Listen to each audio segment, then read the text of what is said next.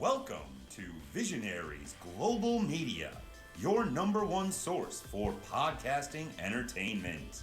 Visionaries Global Media, envisioning excellence on a global scale. Tonight on the Band from Ringside podcast, Roman Reigns is back. Jey Uso is your number one contender for Bron Breakker's Intercontinental belt. CM Punk is going to be your special guest referee in the Ethan Page Trick Williams NXT title match. And Jon Moxley is back in AEW to get everybody to the top of the card. That and a whole bunch more tonight on the Band from Ringside podcast. I almost felt bad for Private Party for like 30 seconds. It's the most meaningful thing they've ever done. Very good. Ditch that 9 to 5. It's time to feel alive. Hello, Mark. So welcome to the Band from Ringside podcast. As always, I am your host, Bill Vagey, a.k.a. Antoine Randall Kenneth Orton L. And sitting directly across from me, we have Jason Cornelius Bell. That one was just for you, buddy. Jason Cornelius Bell. What's going on, JCB? That was a lot to take in. Shit.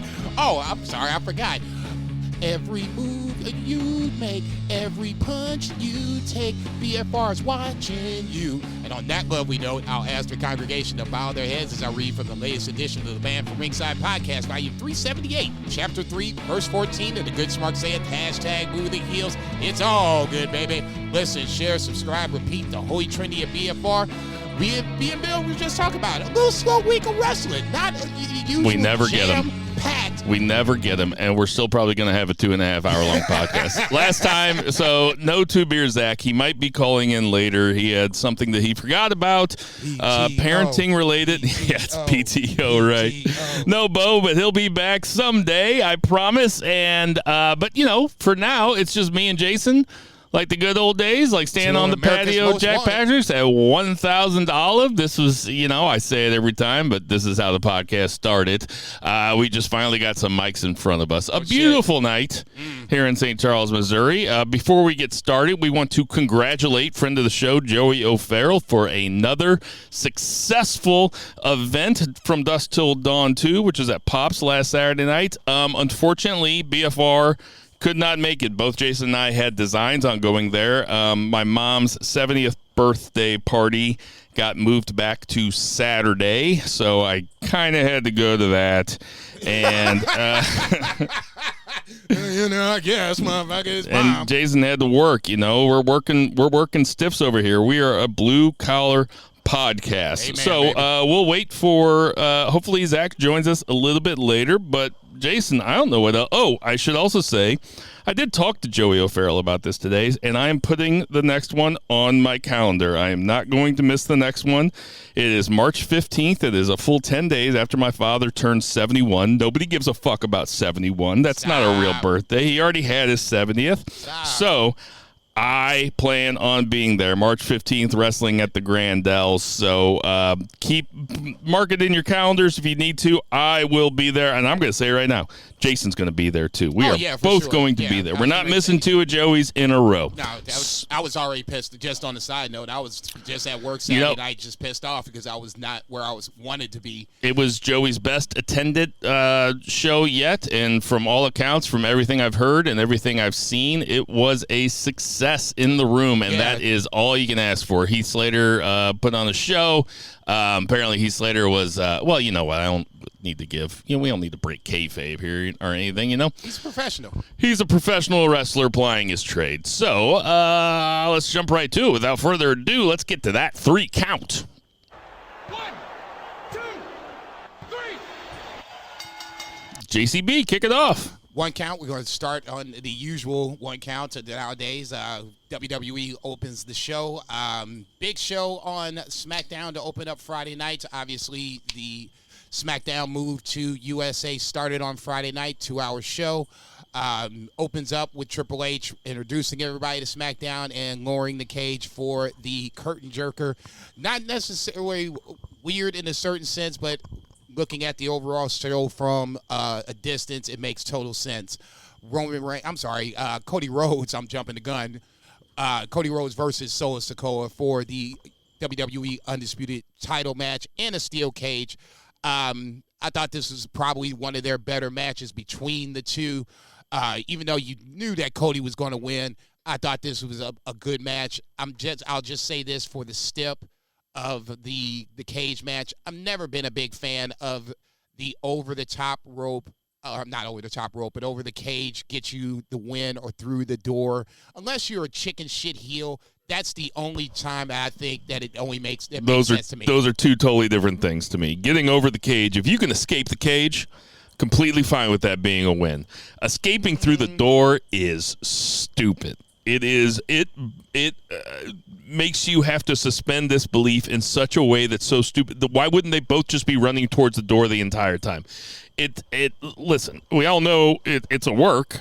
That's not it. It just needs to be a work that makes sense. That doesn't make any sense. And that it never used to be that way when we were kids either. That is something that was invented. I don't know when it was invented. I'm sure somebody smarter than me or with more wrestling knowledge knows when it started, but that did not used to be a thing, and it is dumb. No, it totally. When Cody was going over the top rope, I'm just like, ugh. You know, that it kind of takes away from the babyface's intention on having this steel cage match. It's, more times than not, it's trying to, exact some revenge. The heel has done something so egregious that you're now trapped. We've got, you can't go no place. You know what I'm saying? Well, it used to be to stop interference too, and now everybody interferes all the time. So, I mean, that doesn't matter. Obviously, the bloodline came in post-match, but we'll talk about that here in a second. For me, I like steel cage matches. I don't like the step in the steel cage where you can win the match by escaping even over the top of the cage itself. To me, steel cage match is a blood match. It's a blood feud match. So just have it in the ring, pinfall or submission, stoppage of the match, whatever the case may be. That's just me, get off my lawn type shit. Neither here nor there, like I was saying. To me, I thought this was one of their better... Cornette's Corner. This is one of their better matches between Cody and Solo. I know Solo gets a bad rap from time to time, but I thought this was a good match, even though it was a predictable finish. Obviously, Cody gets the dub, clean as a whistle, and then the fuckery commences. Bloodline comes out. Roman comes out to make the save, and obviously we can go from there. I'll let you talk about that, and then I'll talk about a potential match between a couple of people for Crown Jewel. 3-star Cody strikes again. This match was fine. I mean, like there was no suspense to it. Like you said, we were all just waiting for Roman to show up. It was their first show on USA, and they were trying to make a big deal about it, which is why you had Hunter come out at the beginning, which is fine. They ended it with Roman also, which we'll get to later. They also pulled out a big stunt when they started on Fox too. We all remember the Cain Velasquez era. I mean, who can forget? Not even long enough to do a goddamn documentary about it. I totally forgot about that shit. First night of Fox. Man, I remember being on wrestling Twitter that night. I was working at Jack Patrick's, and I remember getting on wrestling Twitter and being like, it might have been on Friends of BFR. Also, I was like, that was so stupid and such a letdown. Cain Velasquez, who gives a fuck? And remember his punches? Remember how bad his punches were? Lord. And there were a lot of guys on Twitter, a lot of those wrestling Twitter negative Nellies out there. I guess I was being the negative one, but they were the ones. They were telling me how great it was and how great Cain Velasquez was going to be. Well,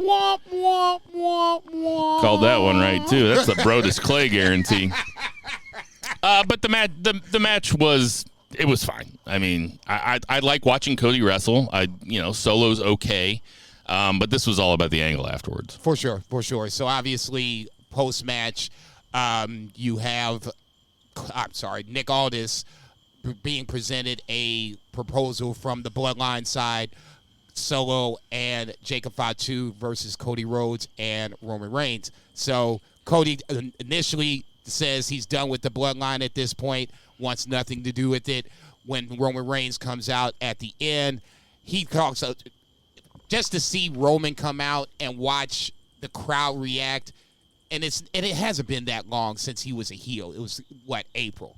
Okay, now he comes back, his music hits. It's like the Messiah has come back all of a sudden. It's just like everybody's rising. He was a baby face the minute he left, though. He really was. Probably. Okay, but now it's just that it feels more so just reinforced, watching the fan reaction when he does come out, when his music hits, how he reacts, or how people react. But then when he took the mic, nothing changed, which I like. I don't want Roman Reigns' character to change. For me, Roman is coming back really for one of two reasons: to get the title back and to get the Umafala back. However it happens in chronological order. I'd say there's a third reason: to fight The Rock at WrestleMania. Well, I mean, The Rock hasn't done anything to Roman as of yet. Survivor Series is coming. I said as of yet, to have him direct anger towards The Rock. His focus right now, probably more so on Solo Sikoa, but now you can see it, especially at the end of SmackDown, where they were trying to give pass the contract over, or whatever the case may be. Queer tension. You know what I'm saying? The Cody Rhodes line was like, this used to be your show, this used to be your ring, but now I have your title. Queer tension. So I guess here's my question. Rumored match for Crown Jewel is Cody versus Roman. That's going to be in November. I think it's November 2nd, whatever the case may be. That's going to be the rumored main event match, probably for the title. You okay with this? Yeah, I would think that if anybody has a rematch clause, it's the guy that held the belt for 3.5 years. So, I mean, as long as if they're going to do babyface versus babyface, which it seems clear like they're going to do, they're not going to flip Roman heel yet. If he's going to flip heel again, I mean, he's going to be babyface clear through WrestleMania. He's going to be babyface for a couple years now, so we better settle in, unless there's a big change coming. But, yeah, I mean, him versus Cody at Crown Jewel, that's cool. Run it back. I mean, let Cody get the dub. They can have some fuckery if they need to, but as long as they tell it with this is my rematch clause, this is all it is. I mean, plus that they shouldn't like each other, They should still be enemies with a common enemy. But, yeah, I'm fine with it. Okay. Unless Roman wins it back. Can I say this about Roman's promo? I mean, it was a promo. How dare you disrespect the Roman Reigns promo? Honestly, my first thought was, oh, this guy's way better as a heel. That was my first thought. His babyface stuff is just bland as fuck. And you could say, well, Cody's a bland babyface. Yeah, but his promos are not bland. Like, Cody keeps an interesting promo. Cody can talk. Roman can talk with very limited sentences. Like, what he says, he's like E.F. Hutton. When he talks, people listen, but he doesn't say a whole lot. Man, E.F. Hutton's probably too old of a reference for our age. Just sitting there thinking, God damn. You dating all of his motherfuckers. That's something my dad used to say. I'm like E.F. Hutton. When I talk, people listen. Okay, Pops. Okay. Right, motherfucker. Keep talking. Listen, I have been sucking WWE's dick for a good part of this year. Oh, I think we all have. I think for clear reasons. I'm not in the mood to go all negative tonight. I'll just say that Roman's promo, man, pretty boring. He didn't say a single thing interesting. I thought, for me, the complete opposite. Everything he said to me was interesting, just in the fact that when you think of somebody flipping babyface. What'd he say? He said, I need to get the Ula. I'm still the head of the table, and I'm going to get the Ula Fala back. Okay, that's what a babyface should say. Check that box. But it's the way he said it, though. Okay, that's what I was going to say. It's ultimately not what you say, it's how you say it. It was aggressive. It was still the Roman Reigns heel, head of the table way he presented this promo that made me, sit back, was like, okay, you ain't changed. And that was the whole basis of the promo. The more things change, the more Roman is staying the same. And he spoke the same, his message was the same, and it's still that Roman Reigns head of the table character. But now fans like him. Okay. I just think it's going to be an intriguing ride. That's all. You got two of the biggest baby faces. Oh, I trust them. Two of the biggest characters in WWE. You know what I started doing today? I had a little bit of time to myself, and I had to fold some laundry, which is prime wrestling time, right? Yep. So I have not watched Behind the Curtain WrestleMania 40 yet. I haven't either. So I turned it on. It's not on Peacock. You got to find it on YouTube. YouTube, yeah. I watched up until the point where they made the main event, and I'll say that I have complete faith. The way that Triple H talks about booking at the very beginning of that documentary, when he says, I set a goal and I try to get to that goal. I don't plan out the journey to the goal. He's like, I just set the goal.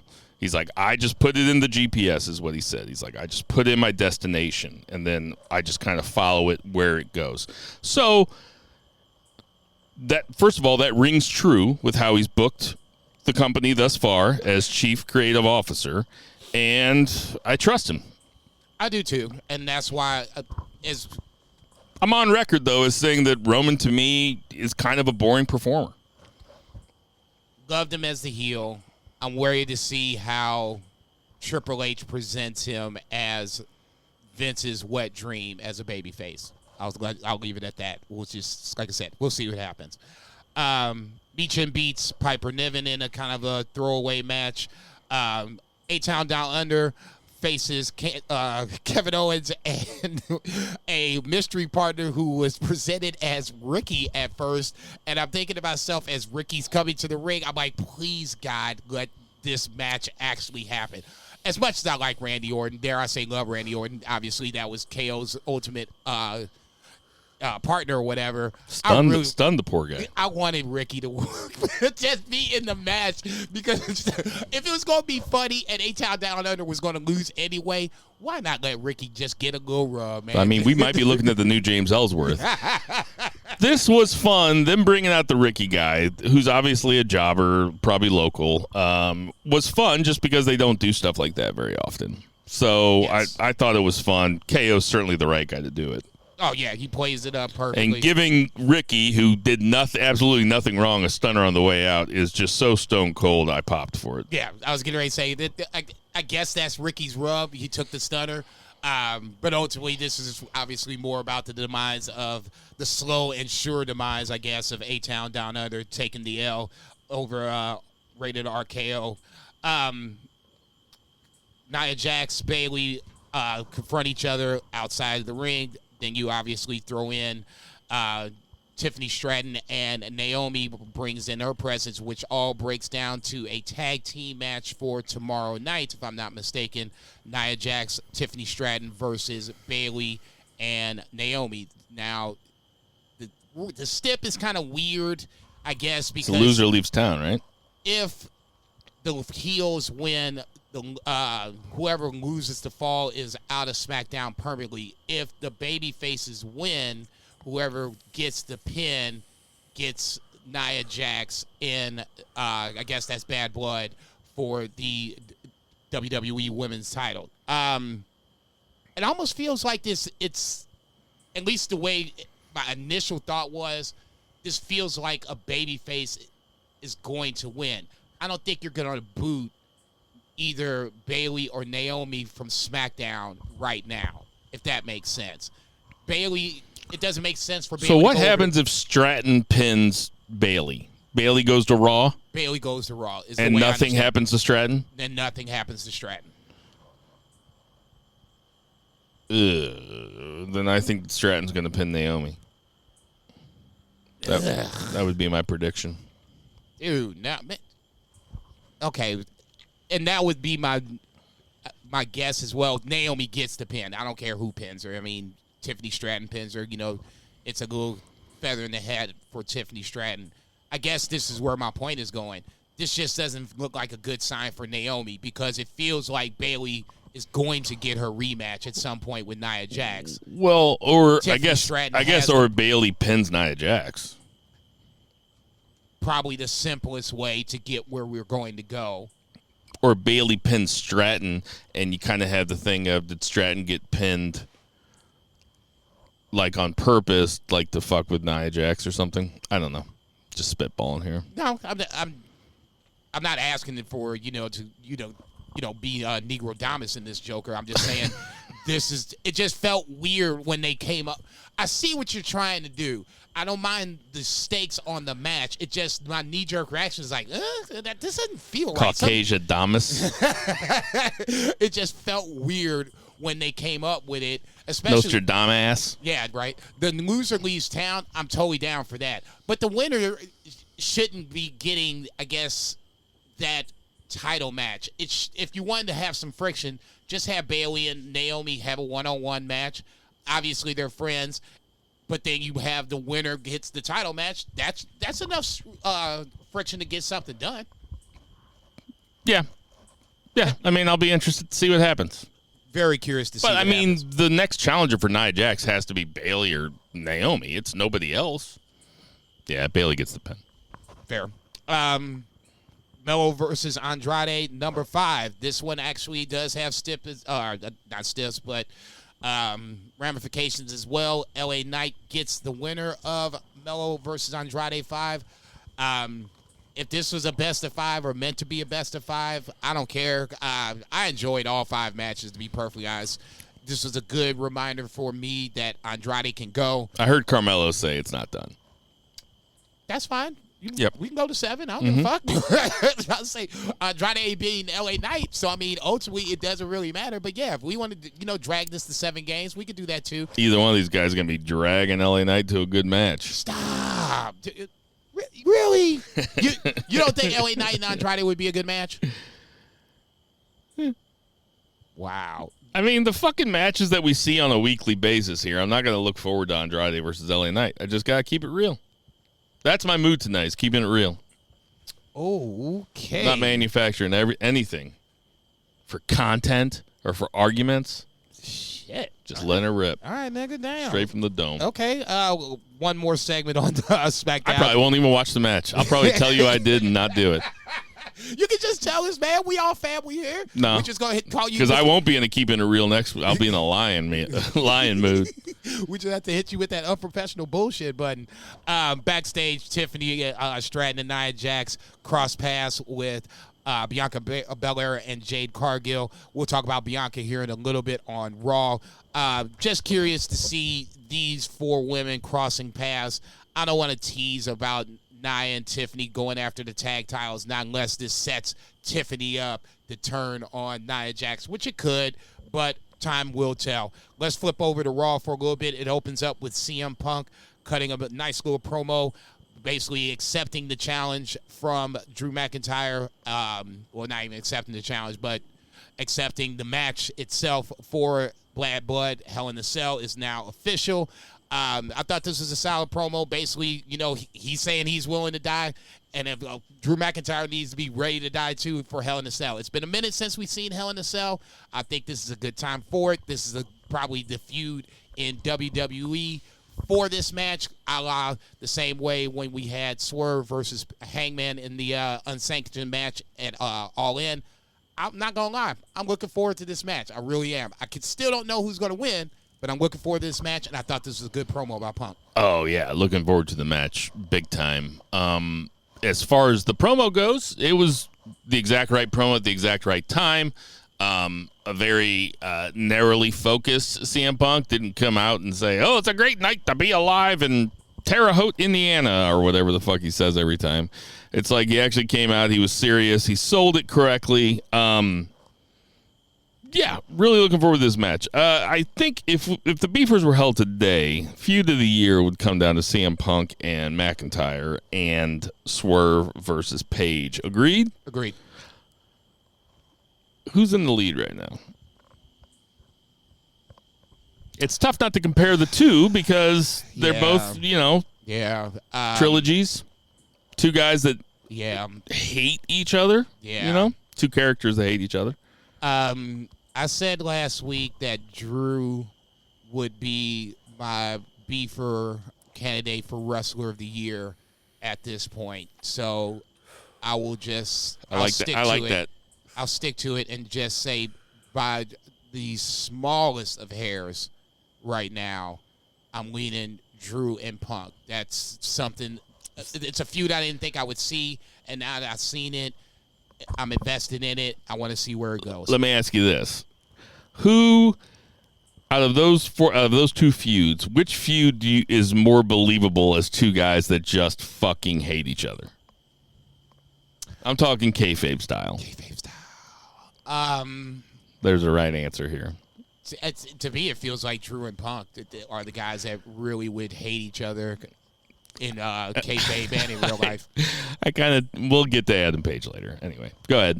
Is that not what you're going to say? The other one? Yeah, I think it's Adam Page. I'll get to Adam Page later. I'll just say this, a little teaser. I think I turned a corner on Adam Page's character this week. Nice tease. I like where your head's at. A lot of Judgment Day, Rhea Ripley, and Damian Priest segments. We'll just kind of break them down here in a little bit. Obviously, you have Finn and Rhea Ripley backstage talking smack to one another. That led into Liv and Finn's hilarious. Liv and Damian Priest talking smack backstage to each other. Ultimately, that led to the main event match. Dom versus Damian Priest. Damian Priest gets the win, but ultimately pays the price as Judgment Day beats him down again the second time post-match. Rhea Ripley as well. Jey Uso, for some inexplicable reason, came down to make the save, but then stops before he actually gets in the ring. And I'm like, what the fuck is he stopping for? This doesn't make any sense. Oh, wait, never mind. Bron Breakker spears him into left field. We'll talk about their segment here in a little bit. But Jey Uso gets taken out as well. You can talk about anything you want to about Judgment Day leading up to Bad Blood, either or match. Finn, Damian Priest, Rhea, Liv Morgan. This is still a compelling story. They still got some meat left on this bone, I would say. Finn going at Rhea this episode was something that I really enjoyed. Didn't see that one coming. No, I liked it that he was like, yeah, I pushed Liv Morgan. Yeah, hell yeah, that was me, man. I'm the architect. They probably got one more pay-per-view of this stuff left in it, and I think that Rhea takes it back from Liv here. I don't know. A part of me hopes that doesn't happen. I want to see Rhea in chase mode. I think you can give Rhea the title back anytime, and it would be believable in that sense. I want to see Liv give this title a run a little bit. I mean, it would give others, I think, a chance to get built up to challenge Liv Morgan. A deeper division is a better division in my opinion. Liv Morgan as champion is not the worst thing in the world. I'll say that. Rhea is an easy option to go back to whenever you want to go back to it. If this goes for 2 or 3 months and you feel like it's not right, you can easily go back to Rhea. It's not a problem. In terms of Braun and Jey, I mean, Bron Breakker, Jey it was the right move to pull the trigger on Jey getting this number one contendership rather than dragging off, if you ask me, because a lot of people don't watch NXT, and that might change here soon. But Bron Breakker, to the people that watch NXT, is kind of a made guy, but him going over Sammy and then going over Jey, like decisively, which is how they should do it, will basically make him. As a start for main roster, I can't say I disagree. I did like their promo segment on Raw. Both guys just, I wouldn't even call them low blows, but definitely punches to the gut for sure. Kidney punches, however you want to call it, because on both sides, when Braun, took the shot at Jey, I was like, ooh, oh shit, okay, all points in the world. You've been here 13 years, I've been here 6 months. I got, a singles title, for as quicker than you've been here for, multiple times over. Then, on the other side, Jey, firing a shot over on the Braun side, talking about, his failed football career, which I didn't know. So, that perked my interest. I allowed somebody that I compared Bron Breakker to in the past, and that's Brock Lesnar. So that was kind of a shot there. So just that segment alone, I was already interested. They're reeling me in slowly but surely, but that segment alone, plus the spear at the end of the Braun should kick his ass. It's not going to be kick his ass, but he definitely should win. 4 minutes. It's going to be longer than that. Yeah, Come I know. on. It should be 4 minutes. It's going to be longer than that. I'm saying 15. Spear, jackhammer. Come on, man. He ain't Goldberg. Calm down. He's getting pushed a little Goldberg-ish, which I don't mind for the record, but neither here nor there. I think Bron Breakker. I saw this TikTok this reel the other day of Goldberg, like his 11th match. And I forget who it was against, but, man, it was terrible. The spears looked terrible. The jackhammer looked terrible. It looked so bad. Let that man live, It's dog. so funny.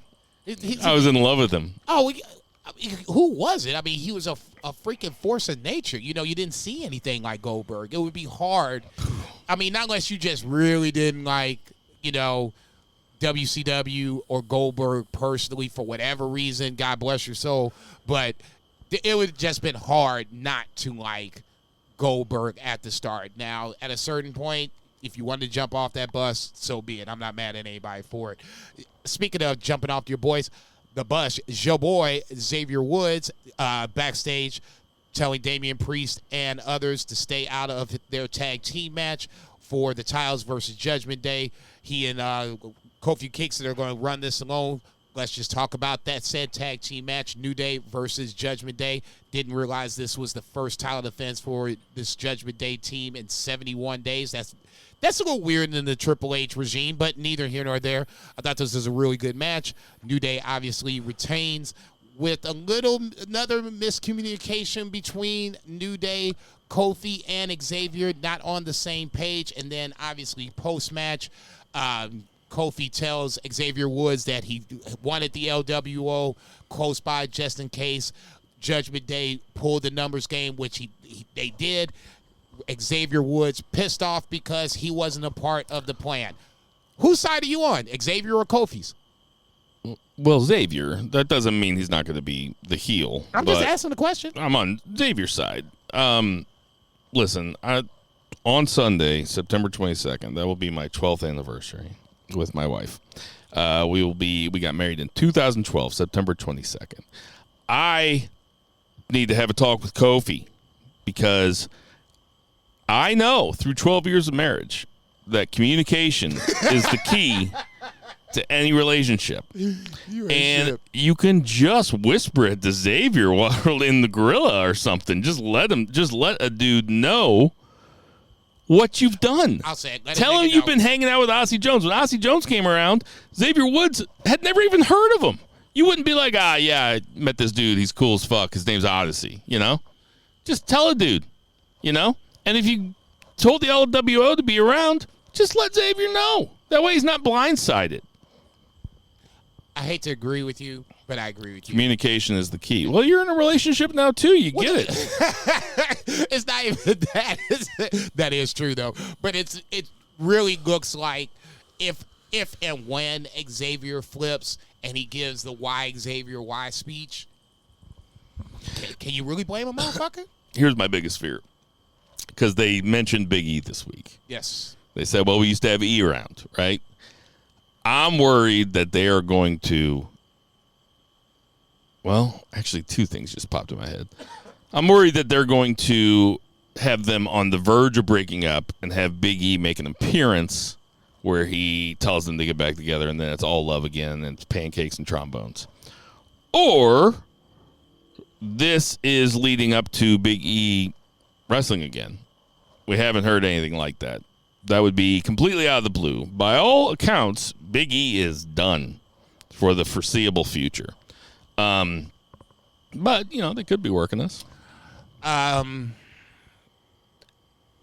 did say a while back. And then it'll be all pancakes and trombones. Right. I did say a while back that Big E, there was a rumor that, you know, he was a year away from possibly coming back to the ring. That could be, you know, false in the sense of, you know, he might not ever come back. The timeline could be shorter, longer, whatever the case may be. I'll just say this.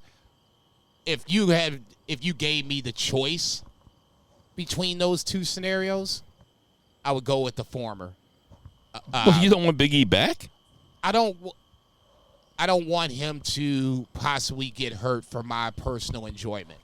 He's been gone long enough to where now I'm just...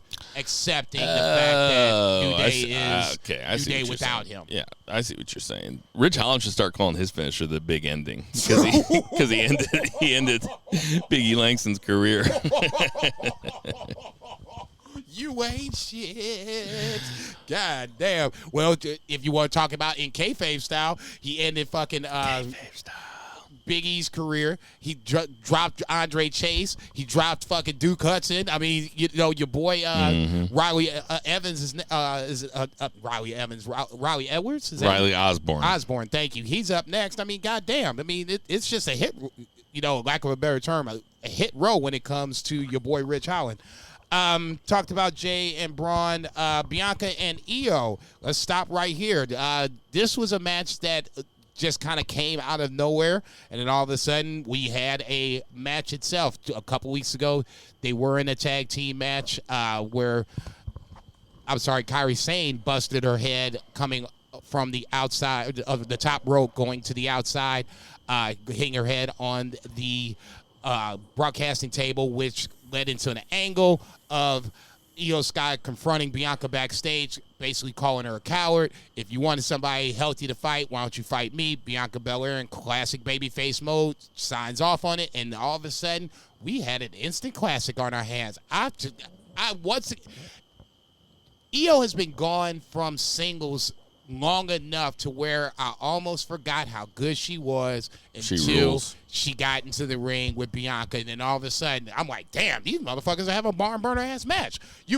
Bianca is to me very surprising finish. A very surprising finish Iyo where goes Iyo goes over clean and gets the win. So I guess is this the challenge of the great damage control being next for Bianca and Iyo, or Bianca and Jade? It feels like it, but like I said, ultimately, this was just a tease for me to see these two, when I say these two, Bianca and Iyo, away from tag team matches into singles action. We can run that shit back. But I guess we're getting a tag team title match? Yeah, that's cool with me. This match was great. The finish was fucking awesome. I loved it. It was like, you can still surprise me, you know? And Iyo going over clean here was definitely surprising because Bianca is as booked as strong as can be. So, nothing but good things to say about this. If we get Damage Control versus Jade and Bianca, I'm all for it. Iyo Sky is probably my favorite female wrestler. I wish I'd have seen her Stardom shit, but she gave us a taste of it in NXT.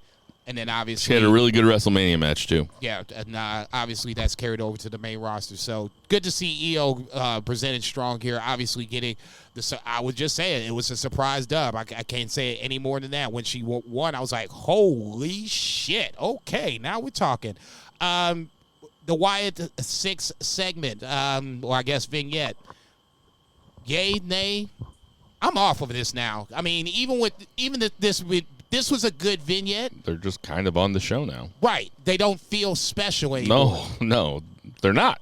Okay, so let's flip it. American Made. They had a vignette towards the end of Raw. It was great. Do they feel special? Well, they feel they're a little bit more vibrant of an act. I'd be more excited to see American Made on TV than the Wyatt 6. Okay. No, I mean, I'm not saying that. I agree with you. If they were trying to set them on fire coming out, they failed. If they were trying to turn them into a mid-card stable, they succeeded. But they're just a regular mid-card. They're like Sanity. Wow. I haven't even thought about Sanity, and jeez. Who could be calling? Hold on. Retirement Services, this is Bill. Yes, I'd like to talk to you about my 401 HJ. And coming at us from Portland, Oregon, we have 3 beers. Zach Pullman in the house. Beer for Weston House. Actually coming to you from the mean streets of Portland here. I'm actually on the street walking. Just leaving my son's high school open house. So, yeah. Professional bullshit. He didn't even wait till he got to the car. He's getting on air as soon as he walked out the doors. That's true. That's exactly what happened. All right, we already talked about SmackDown. We're about at the end of Raw. Jason, what was next?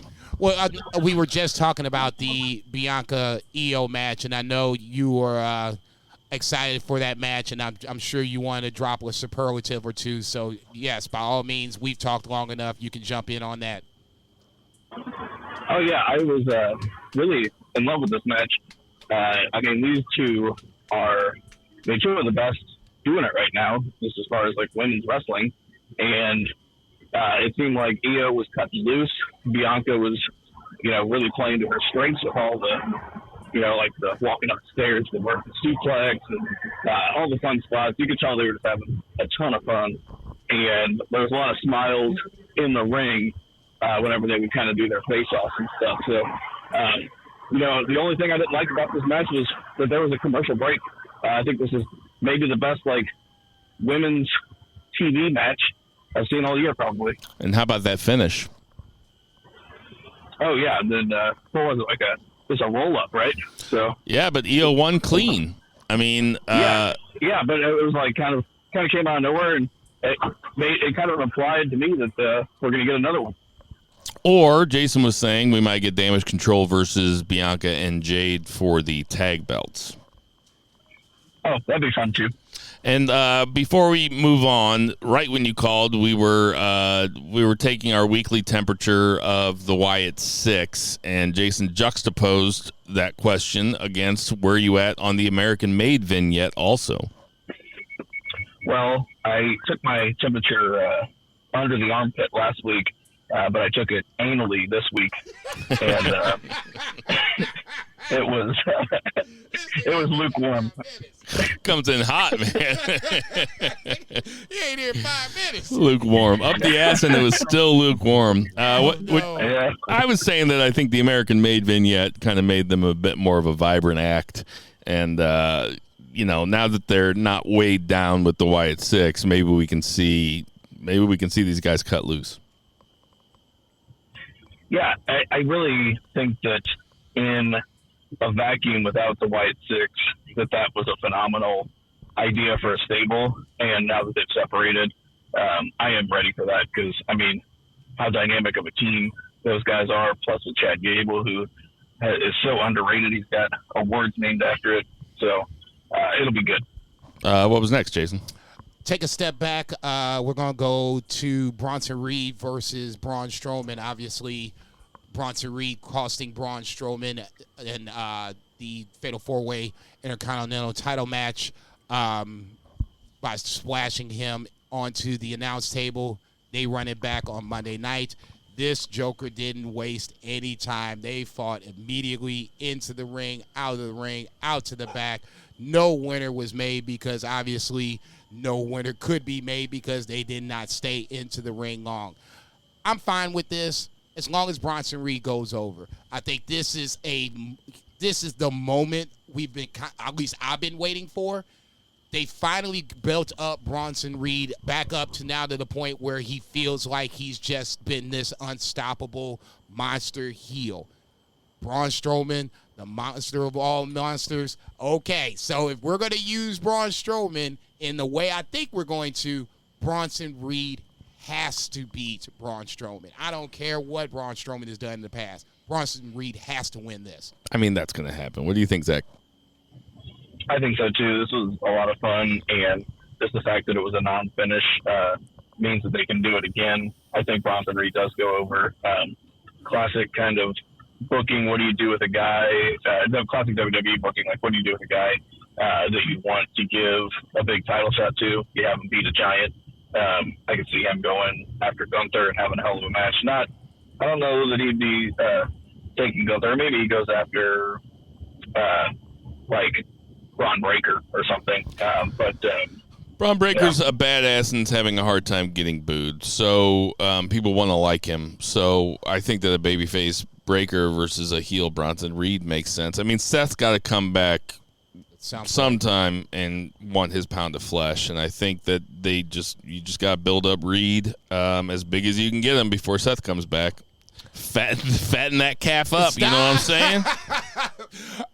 I was just thinking about, because he ain't going over Seth. The way I'm guessing it would happen, Bronson beats Strowman, so then that would lead into the return of Seth. You wouldn't want to put Seth and Punk back right away just yet. Triple H is treating Bronson Reed like a 400-pound foie gras, just stuffing them with wins, Seth Rollins is going to come back and eat. I would hope not, but that's probably what's going to be the case. Is Bronson Reed's sealing the mid-card? Because it feels like every time we're getting ready to put him up to the main event, or at least try to put him up to the main event, something happens. 3 Beer, is Bronson Reed hitting his ceiling right now? I think he's on an upward trajectory. He might spend some time in the mid-card before he goes up to that next level of like the Gunther. But his stocks are rising, I feel like. I think his ceiling is the Intercontinental. I do not see him challenging for a heavyweight belt. Maybe, you know, him challenging. Yeah, he could get like a backlash. He could get like an Armageddon match. Yeah, I can see that. I can see a challenge for the title. Will he ever be a world champion on either brand? Yes or no? No. 3 Beer? No, definitely not. Okay. Definitely not. Fair enough.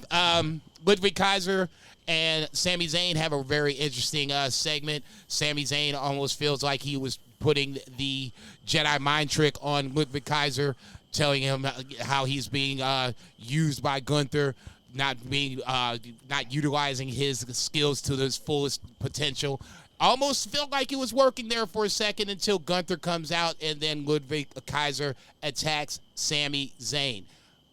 I guess here's my question here. We all like Ludwig Kaiser. I'll just say I like Ludwig Kaiser. I think you guys do too as well. Is this another way to split Ludwig Kaiser and Gunther up, or are we just going to keep them in simpatico, not necessarily being together, but just in simpatico step to step along the way on Gunther's rise to glory as this world heavyweight title reign continues? Zach, you go first. I feel like Ludwig's the guy that people have to beat before they get to Gunther. And that's what Sami's going to do. So that's the vibe that I get. They did tease a little bit of Ludwig saying, I've got something to say. And, then what he had to say was just to hit Sami Zayn. So they might tease that. We might get that as a TV match or something, him and Gunther down the road. But WWE's had very slow burn storytelling, especially when it comes to splits. So I wouldn't look for that split anytime soon. No, I wouldn't look to the split anytime soon. This was my favorite segment of the week, and it was good. I like new shiny things, and I look at Ludwig Kaiser, and I'm like, I think that his ceiling's a little bit higher than Bronson Reed's. I think that Ludwig Kaiser could be a top of the card type guy. I think I'm a big fan of him, and I like that they just planted the seed. That he's an individual. They don't do that stuff on accident. So if there's something coming in the future for Ludwig Kaiser, a nice little singles run, maybe a babyface run, I don't know. Never seen him as a babyface, but it might be interesting to see. He looks good. But he's got a nice smile. He never really smiles. He pulled Tiffany Stratton. The nigga doing something right. Yeah, he's got to have some kind of charm, right? Something. She does also seem like the kind of gal that probably dates douchebags. So, True. Could go either way. I love this segment. And it also, not for nothing, you got Sami Zayn and Gunther in there who are both peak performers at what they do. So I thought this was awesome. Once again, Gunther giving the Heisman to Sami, refusing the match for the World Heavyweight Championship. Obviously, I think it's going to happen, just a matter of when and where. One more segment, I just want to just drop another nugget in before I want to throw back to 3 Beer because we all want to talk to him about Cody and Roman for 30 seconds. Dragunov and Finn Balor had a backstage vignette. Dragunov, obviously, somebody that we all like, but kind of now looking for something to do post losing the Intercontinental title, the tournament, I guess, for lack of a better term. Are we okay with him getting tied into Judgment Day, it doesn't really make a lot of sense, just outside the fact that, he has appreciation for Damian Priest and Jey Uso, but it's something for him to do? Question mark? I mean, I wouldn't scoff at a Dragunov Dominic Mysterio feud. I mean, that could be a lot of fun, really. Or a Dragunov Finn feud. So, I mean, I'm fine with him getting pulled into that story. Okay, would you rather have Dragunov Finn now or Finn Damian Priest now? Well, right now I want to see the Finn Damian Priest match. Finn Balor has been, I mean, let's face it, he's been stuck in a tag team. The guy's an incredible singles wrestler. Damian Priest has really shown me something and has been definitely elevated. So this is almost a situation where you got Damian Priest kind of elevating Finn Balor in this match, which is kind of surprising. That might sound like sacrilege to some marks out there, but I mean, like I said, I'm keeping it real tonight. Okay. Three Beard, do you One guy had a nice and lengthy heavyweight title run, and one guy did not. So you're not. I mean, yeah. I mean, for all of us, we look at Finn Balor, we hold him in very high esteem, and we saw what he could do. His NXT run was incredible, and that's not to even mention his both NXT run. Yeah, that's not even to mention his New Japan stuff. So I mean, he was the first Universal Champion, So, but then I would be fucking really on board for a Finn Dragunov thing or a Dom Dragunov thing. I don't care if it's Dragunov versus the whole Judgment Day. Three Beard, do you like Dragunov getting tied into Judgment Day? Yeah, I mean, like you said, it doesn't they didn't really connect the dots too much, but historically, with like pro wrestling, it's just kind of like a group of baby faces versus a group of heels. Like you look for support in the babyface locker room, so I'm okay with it, especially because it gives more exposure to a guy like Ilya Dragunov, who's been having fantastic matches for years, and he can really get fans behind him. You talk about a guy that doesn't really have a ceiling. It's him. Dragunov's a guy that will win the belt someday. You think Dragunov wins the title at some point, either or title, Three Beer? I would hope. If I was betting, I'd probably lean towards no, just because it's such a rarefied air up there, and they seem to be going towards lengthier runs. But I could hope, and he's definitely a guy who's capable of getting fans behind him and kind of treating it prestigiously. It'd be really cool to see. The truth is that Hunter likes him. Yes. Understands what he has in him. Yes.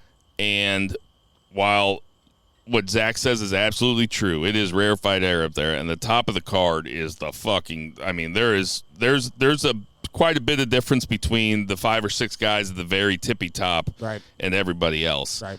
But that's not always going to be the case. I mean, 3 years from now, I could see Dragunov going on a run. I just see him I see him having a long WWE main roster career. Okay. It's more of a bet on that than anything else. Three Beer, we talked a little bit about Cody and Roman in the SmackDown portion. I'll throw the rumored match out there. Cody versus Roman apparently is the rumored match for Crown Jewel in November. You can talk about the rumored match. You can talk about Roman versus Cody, and then we can move on to the 2 count. Yeah, I feel like they got to do it. It's a big money match. That's the kind of thing that you can definitely do in Saudi Arabia because it is big time, big fight feel, and they tend to want to give a big show, even though they can be kind of house shows. That's a perfect match for that. Much more so than a Survivor Series or whatever they do in December. You can also do a wonky finish there. Yep. Yeah, totally. And I don't think either of those guys are losing clean. And I've been kind of thinking about it. I don't know that Cody's title run necessarily needs to be super long either. We just got over this crazy long title run. But I also don't think Roman's the guy to go right back to it. I was kind of daydreaming a short, Jacob Fatu run, not a solo run, but it's just put that guy right at the top as just this monster. I could see it. we said it last week. We were like, Jacob Fatu is taking over Solo Sikoa's spot, and everything that happened this week on Raw basically confirmed that that's the truth. I mean, Solo's not going to get another title shot. Jacob Fatu's going to get a title shot. At this point, probably not. And yes, I would assume Cody would defeat or retain over Roman Reigns if that rumor match is true. Jacob Fatu is someone that would be in the next in line. Him, Randy Orton. You would have Royal Rumble at that point. We'll figure it out. But yeah, Fatu just makes too much sense. I can at least see Fatu pinning Cody in that tag match, setting that up. Well, goddamn. Yeah. So he came in hot. That is going to do it for our 1 count. Let's get to that 2 count. 1, 2, 3. Look at me. Look at me. I am the captain now. Guess who got a hold of the 2 count here? It's Old Bill, a.k.a. So, the 2 count is the week that was in AEW television. Zach gets on here every single week and says, Rampage was skippable, but I know I usually say Rampage was skippable, but this one actually had some good stuff on it. I'm here to tell you, no, it didn't. This Rampage was fucking skippable, except for Takeshita versus Action Andretti. Zach, do you want to talk about that match?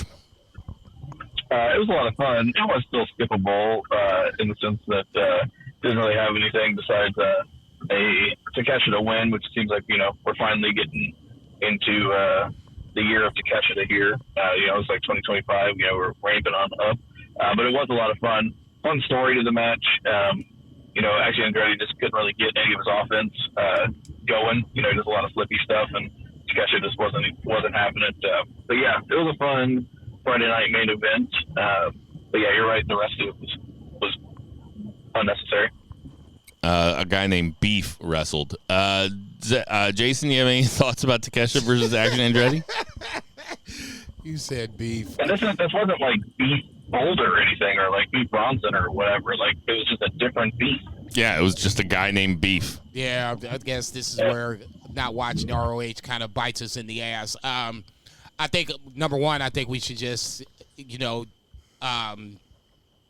adopt Beef as, one of our, favorite wrestlers. I mean, we do have the Beefers. Our fans are called the Beefers. That's a good point. I think that should be the first and foremost thing. That's a good point. Secondly, Beef, come on the podcast.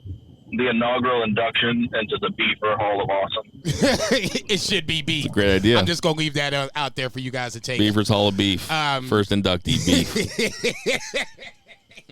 I like Takeshita. I'm glad that we're seeing more of him. I like the character progression of him, especially on Dynamite. We'll talk about that.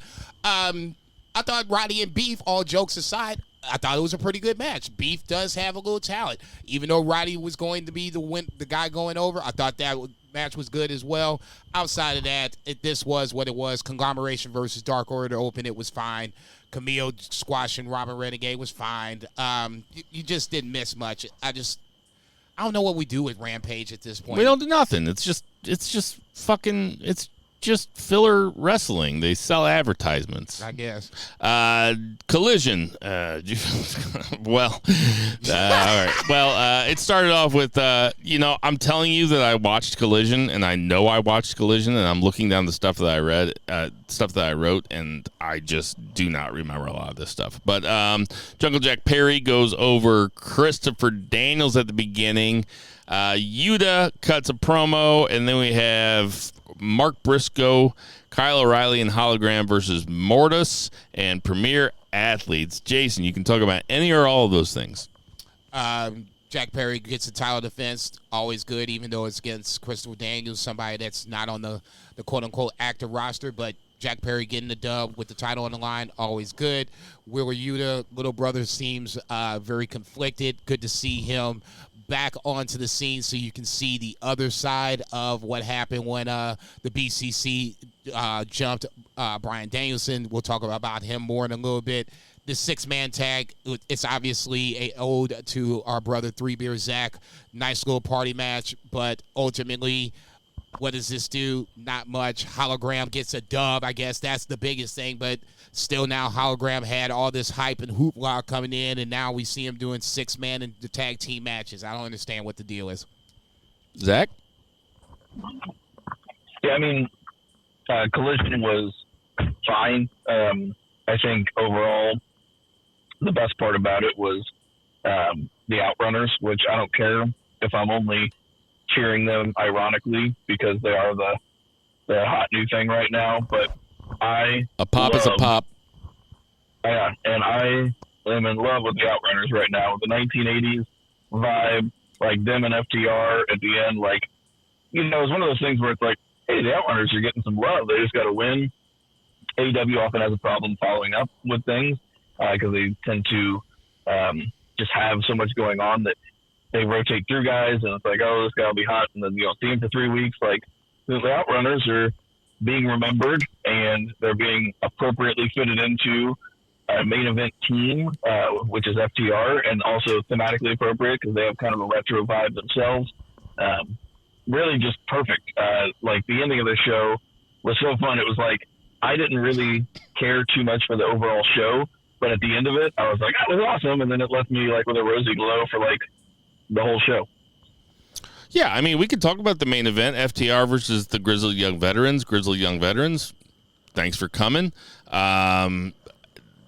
Jason shaking his head. I know he wanted them to go over. They did not go over. FTR goes over with the Outrunners. Just a bunch of, I mean, these look like the 4 guys that hung out in my neighbor Skip's garage in 1985 when I lived at 835 Water Street. Like, these guys are working on their Camaro, and they are listening to Steelheart. Yeah. I agree. Accurate. I agree with everything what Three Beer said. Totally.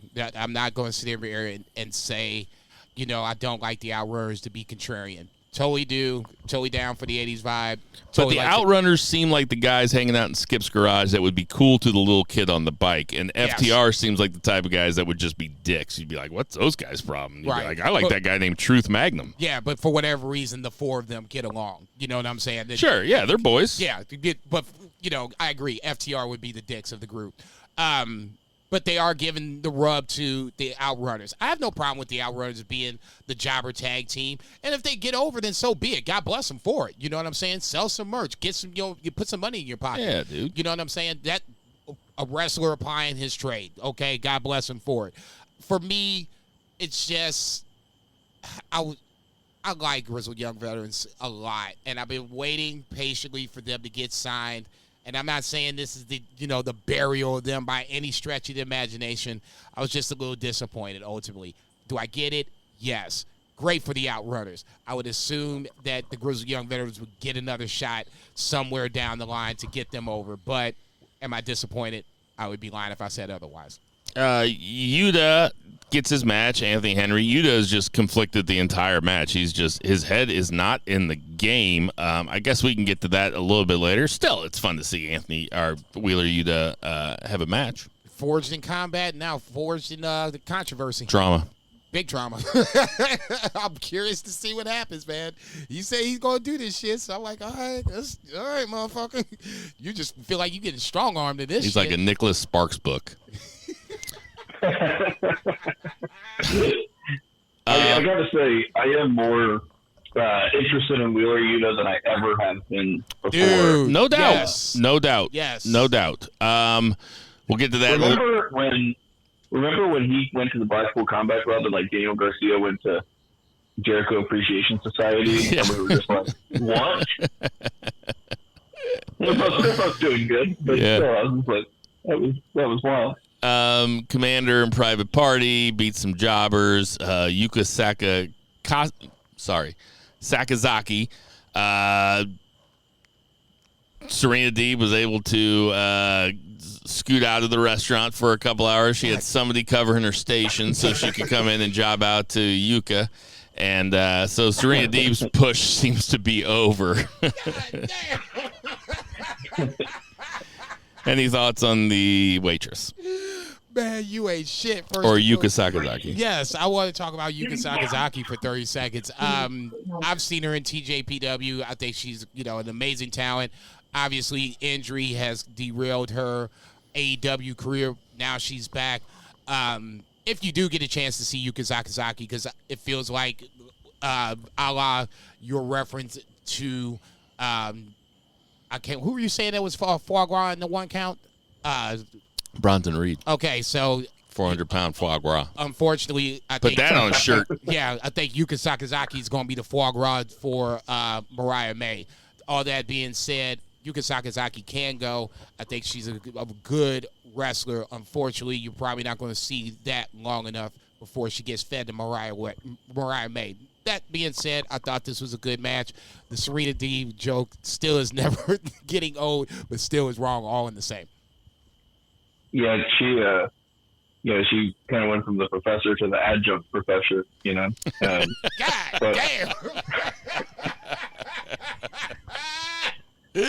Yeah. Yuka Sakazaki, a big fan. And she was, at the original Double or Nothing, like the first ever AEW pay-per-view. Good call. I feel like she would probably be somebody that would have a more sustained push and more presence. I think she tends to just focus on Japan, and then she kind of pops in and out. She's on the AEW video game, which is very fun to play, by the way. She's very fun to play in it. But yeah, she's a great challenger for Mariah May because they both can wrestle that Japanese style, and they'll have a really good match. I mean, I'm looking forward to it. I might even get to see it at Wrestle Dream, unless they're probably going to do that at Arthur Ashe, aren't they? Yeah, I think they already announced it. When's Wrestle Dream? Next month. Oh, fuck. And you're going up there by yourself? You bought a solo ticket? I bought a solo ticket on the floor. I'm like 12 rows back from the floor, so I didn't even really splurge. There was just like the row like two ahead of me was like a big splurge, but yeah, it was less than $100. So PTO, unlimited PTO, and the type of money that gets you 12th row.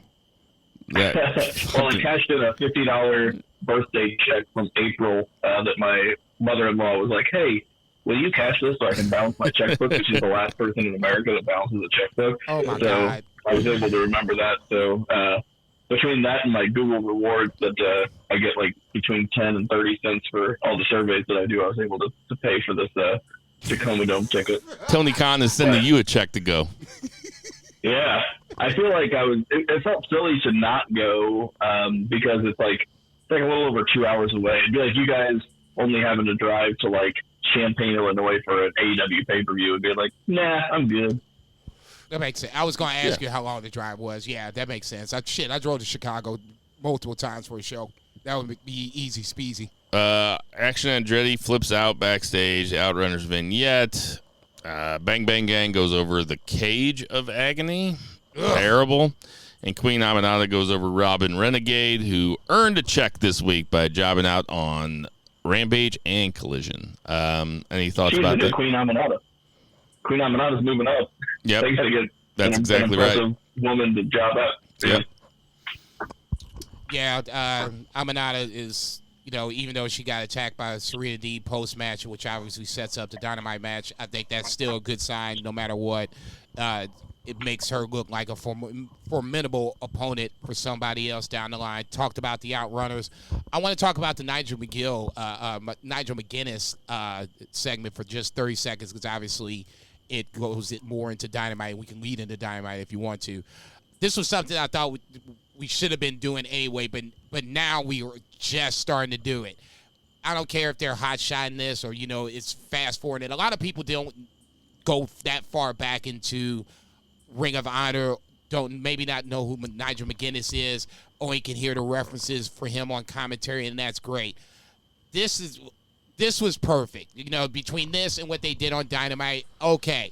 Now I think we're getting people invested. I think I missed the thing on Collision because I don't know what you're talking about. It wasn't the same thing that was on Dynamite? No, it was phenomenal because it was Nigel McGuinness showed historical footage of them wrestling in Ring of Honor, and it was like he was talking over it, but the footage was all just Nigel beating the fuck out of Danielson, and that's all you saw while he like narrated over it. It was so good.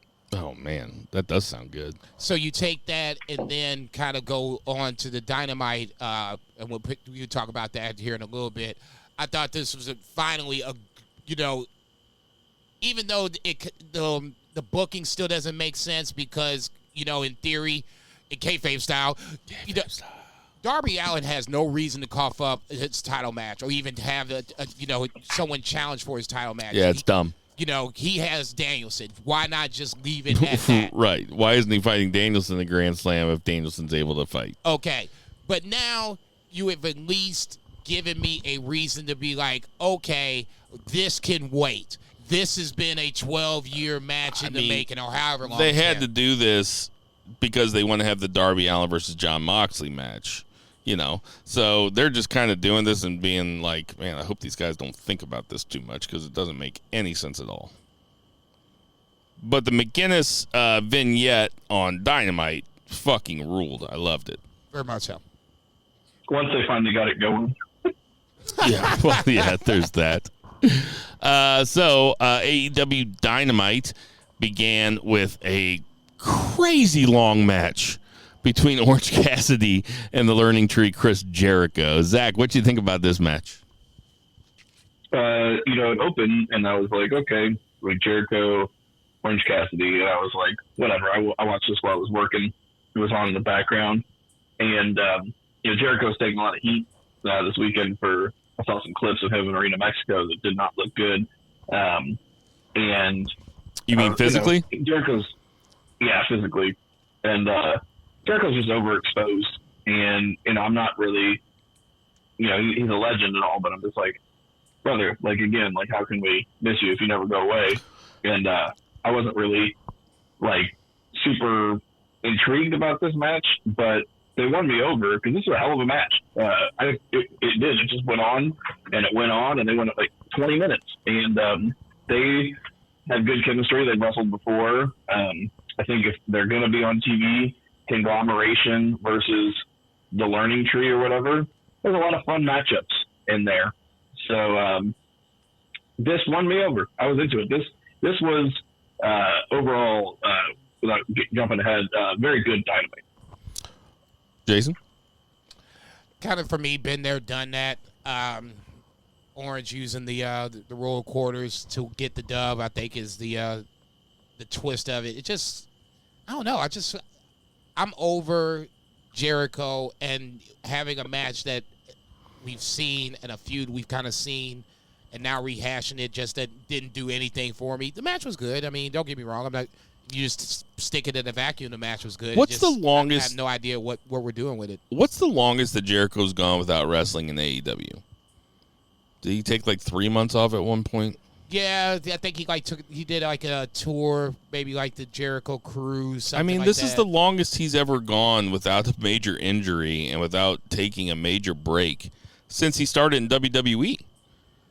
He's wrestling more now than, I mean, it seems like he is anyway. I don't know. It seems like, that's the thing about Jericho is that he always kept reinventing himself. So he had to go away to come back and reinvent himself. And he came back the one time with the shitty haircut. He came back the one time where he didn't talk, and they were all good. So I just, Zach says he's overexposed. It's like, yeah, he has been on TV for a very long time weekly.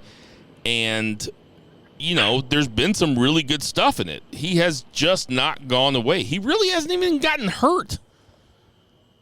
No, he's been pretty blessed as far as injuries go throughout most of his career. Well, you know why? Yeah, It's like my grandpa used to say about baseball players in the 80s. He'd say, these guys, in the offseason, they lift weights. He's like, when I was a kid, or when I was younger, in the old days, they would drink beer and eat bacon in the offseason. They never got hurt. They could throw all the time. And, Jericho looks like he's been drinking a lot of beer and eating a lot of bacon. So, I mean, no wonder he ain't getting hurt. You ain't shit. God damn, dog. That's fucked up. Take a cue from your boy, Kevin Owens. Wear a shirt. And then he switched to just trunks. And, he definitely looked like he had about 3 like chili rellenos before that Mexico match. He looks like what was his name? El Corazon. What was his name when he was the Lionheart in Mexico? It was El Corazon de Lion or something. It looks like that guy like floated in a river for a week. Come on, man. Come on. Stop. I was trying to say, I'm not even going to be Brian Keith to be like, you better have some respect for Chris Jericho. Because I'll be the first one to tell you, I've been knocking him for at least the last few months. But this is what I'm saying. I mean, how can I get into a match that I don't like one guy and the other guy is booked so strong and so Teflon? I know he's going to win. It's just now, how is he going to win? Man, the other day, one of my podcasts ended, and it just came up with like a menu of like suggested for you, and one of them was banned from Ringside number 18. Oh my God. And I started listening to it, and it hasn't changed all that much. We might have said less and we talked about less, but it really hasn't changed that much. But man, I was cracking myself up. I had a joke on Shocker. that. I had a joke on that podcast where I said if Shawn Michaels was in Multiplicity rather than Michael Keaton, then Dolph Ziggler would be like the third one that comes out. The fourth one would be cross-eyed Shawn Michaels. No, man, you said who the fourth one would be, and it was so fucking funny. I cannot remember who you said. It was so good. But anyway, that's just a little aside. Shit, that cross-eyed Shawn Michaels is pretty fucking good. That was not the joke, but it was something really fucking good. I forget who it was. Oh, that's great. Anyway, so okay, up next we had a Blackpool Combat Club promo backstage, followed by a Yuta promo that was cut on Saturday night backstage. Can I just say this about the Blackpool Combat Club is why wasn't Pac in this motherfucker the entire time? Jesus Christ. Yeah. It makes so much fucking sense. It just looks normal with him, Moxley, and Claudio standing together. That is a crew, man. It's different, but it looks and feels right. It looks more normal than Daniel Bryan did with him. I mean, it really does. I mean, I'm not saying I disagree. I'm not saying I disagree. Pac feels more like a heel at this point. He kind of floats. Also feels more like a guy who belongs in a group called the Blackpool Combat Club. Yes, no question about it. I agree with He's that British. totally. Yeah, no question about it. It makes too much sense. It's great. He's going to be one of the big winners out of this when it's all said and done. No doubt. For me, they just felt like that group when it's the stable that's and you can name the stable for whatever you liked in the past. When that stable hit the door, somebody's ass was getting ready to get handed to him. It was just a matter of time. Now it's the Blackpool Combat Club again. We talk a lot about way. Bad team names. I mean, it's just unequivocally the best team name. But I loved him calling out Yuta and being like, Yuta, where you been? We're holding the belts. Yep. Loved it. What you think, Zach? Absolutely.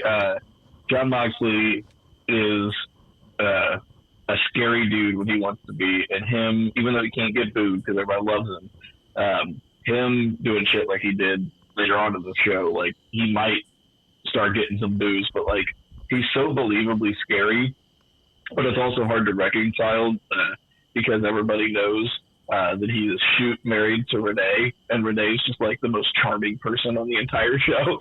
So like, it is a delight to watch Jon Moxley ply his trade, because I think there are very few people who are as passionate about the business and the psychology of the business as a whole, and at least they get it and get their character more than Jon Moxley.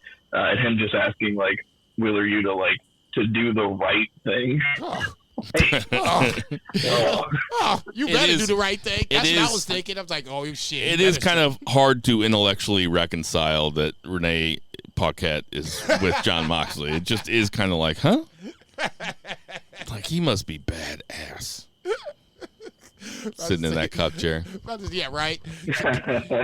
Pump harder, motherfucker. Pump harder. God, Jesus Christ, Jason. Well, that's what he would be doing. I mean, come on. Let's just call a spade a spade. Like I said, for me, this Blackpool Combat Club is a much more scarier incarnation than the original. Even when you had Danielson as a heel, this is the way I think people want to feel, or maybe wanted to feel about the Bloodline. The 2.0 being a little more of a vicious, more of an evil Bloodline versus the one that they already had. This is a dangerous, dangerous Blackpool Combat Club, and I can't wait to see what happens next. It's Blackpool Combat Club version 2, Bloodsport Boogaloo. Nigga, I'm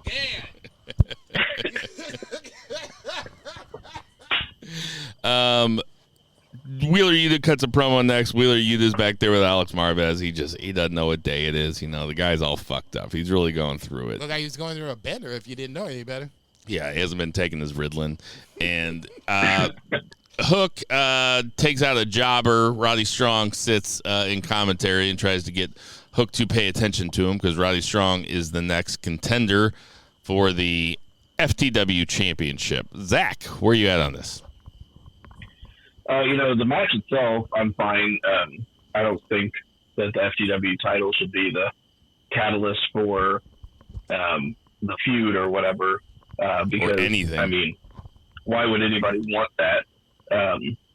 But the match, Roddy Strong versus Hook, now, I mean, that sounds awesome.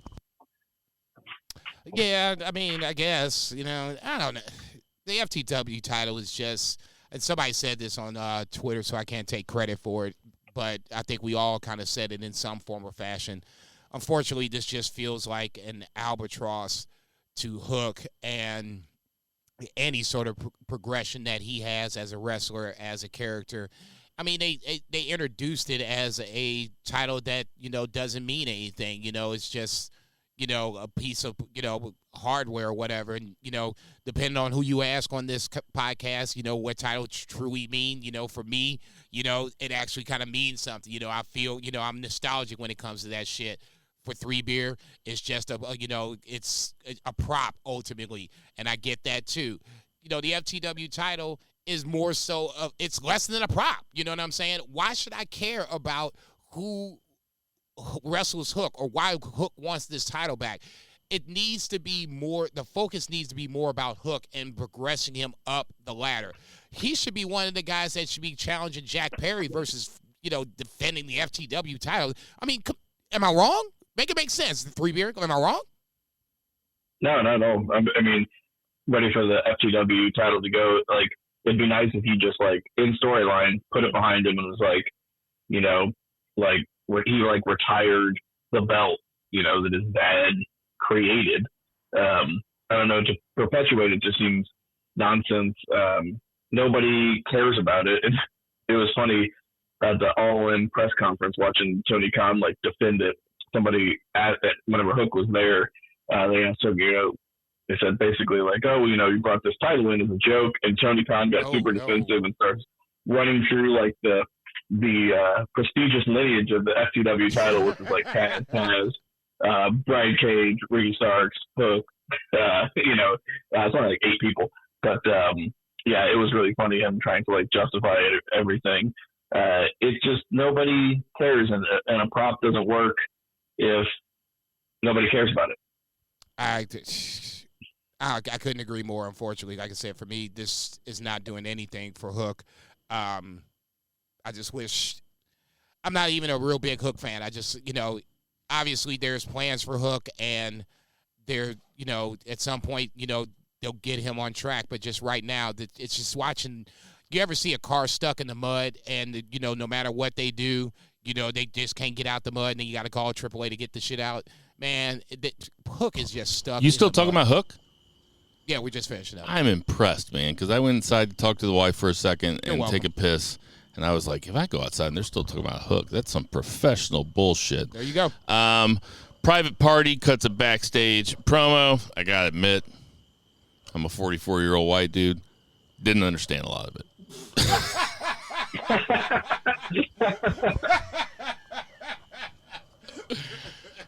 We need your Negro translator over there, huh? It was tough. I was like, do I have to turn the closed captioning on fucking wrestling? Yes, you do. I thought it was very effective, but I mean, It set up what it needed to set up ultimately. and then there was a lot of backstage stuff, a lot of vignettes on this show. It felt like a go-home show for a pay-per-view or something. But the Patriarchy also got a backstage segment. Christian was very funny. He yells at Kip Sabian on the way out. Zach, what'd you think of this?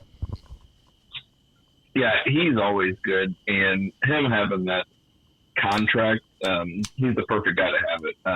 Now, whether or not we don't need to talk about until it would happen, whether or not he's the right guy to actually cash it in and successfully. But him just having it and being the chicken shit heel and lording it over that he could, do it anytime is great.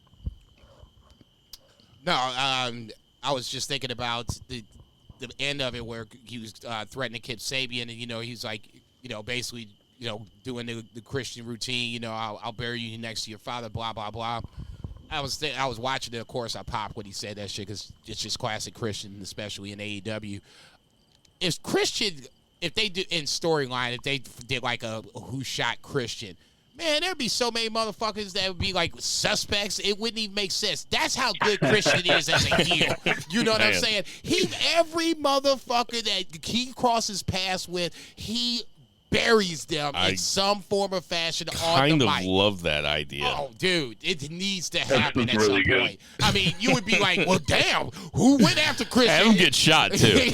Right? I mean, he'll disappear for like a month and then come back, and then it'll be all good again. He can reveal who it is. Dude, he makes so many enemies so quick. It's just like, man, if that motherfucker disappeared, you couldn't. There'd be so many prime suspects. It'd be great.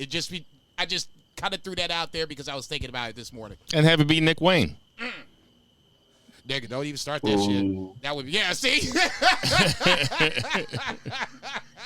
It's like whenever they did a Who Shot Homer Simpson and ended up being Maggie. Yeah, I remember that. I remember that.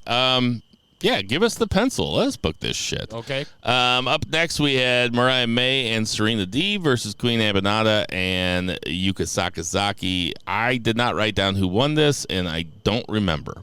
The Faces won via DQ as Mariah May tried to hit Yuka Sakazaki with the title belt.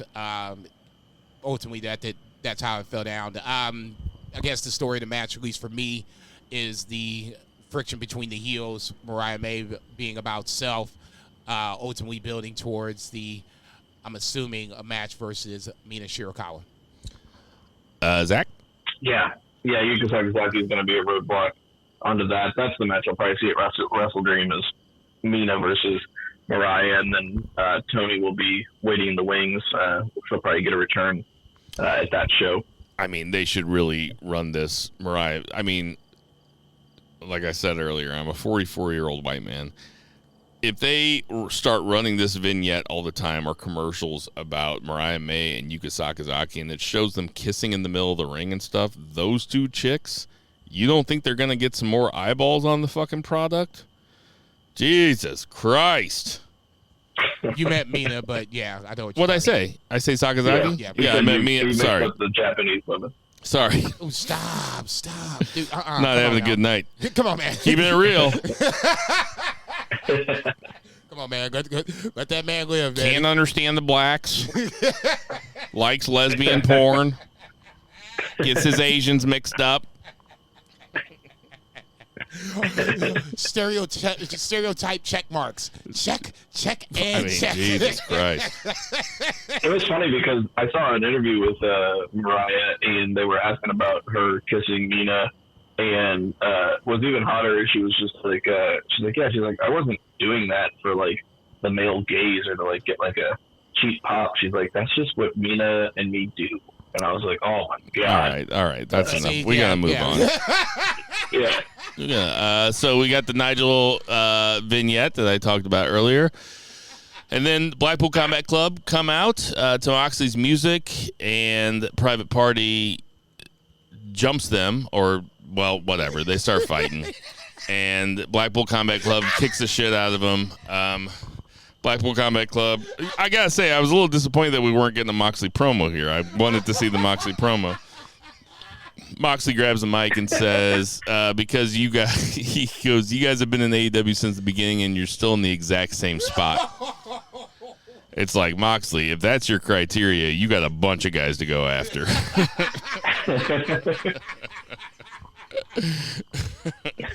But, this was effective. Moxley ends up hitting Brother Zay.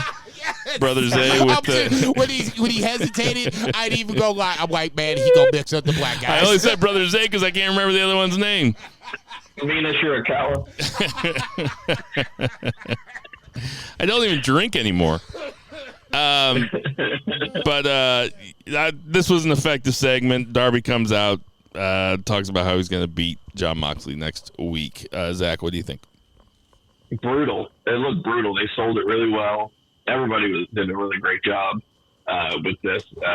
He looked like he completely demolished. Like, it looked bad. Like, if I was a kid watching that, I'd be like, Jon Moxley scares me.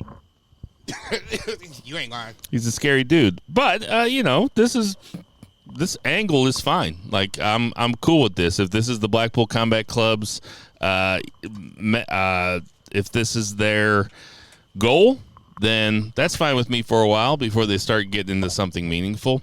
Then there was a Jungle Jack Perry vignette, and then we got what was a spectacular match, which was Ricochet versus the Beast Mortos.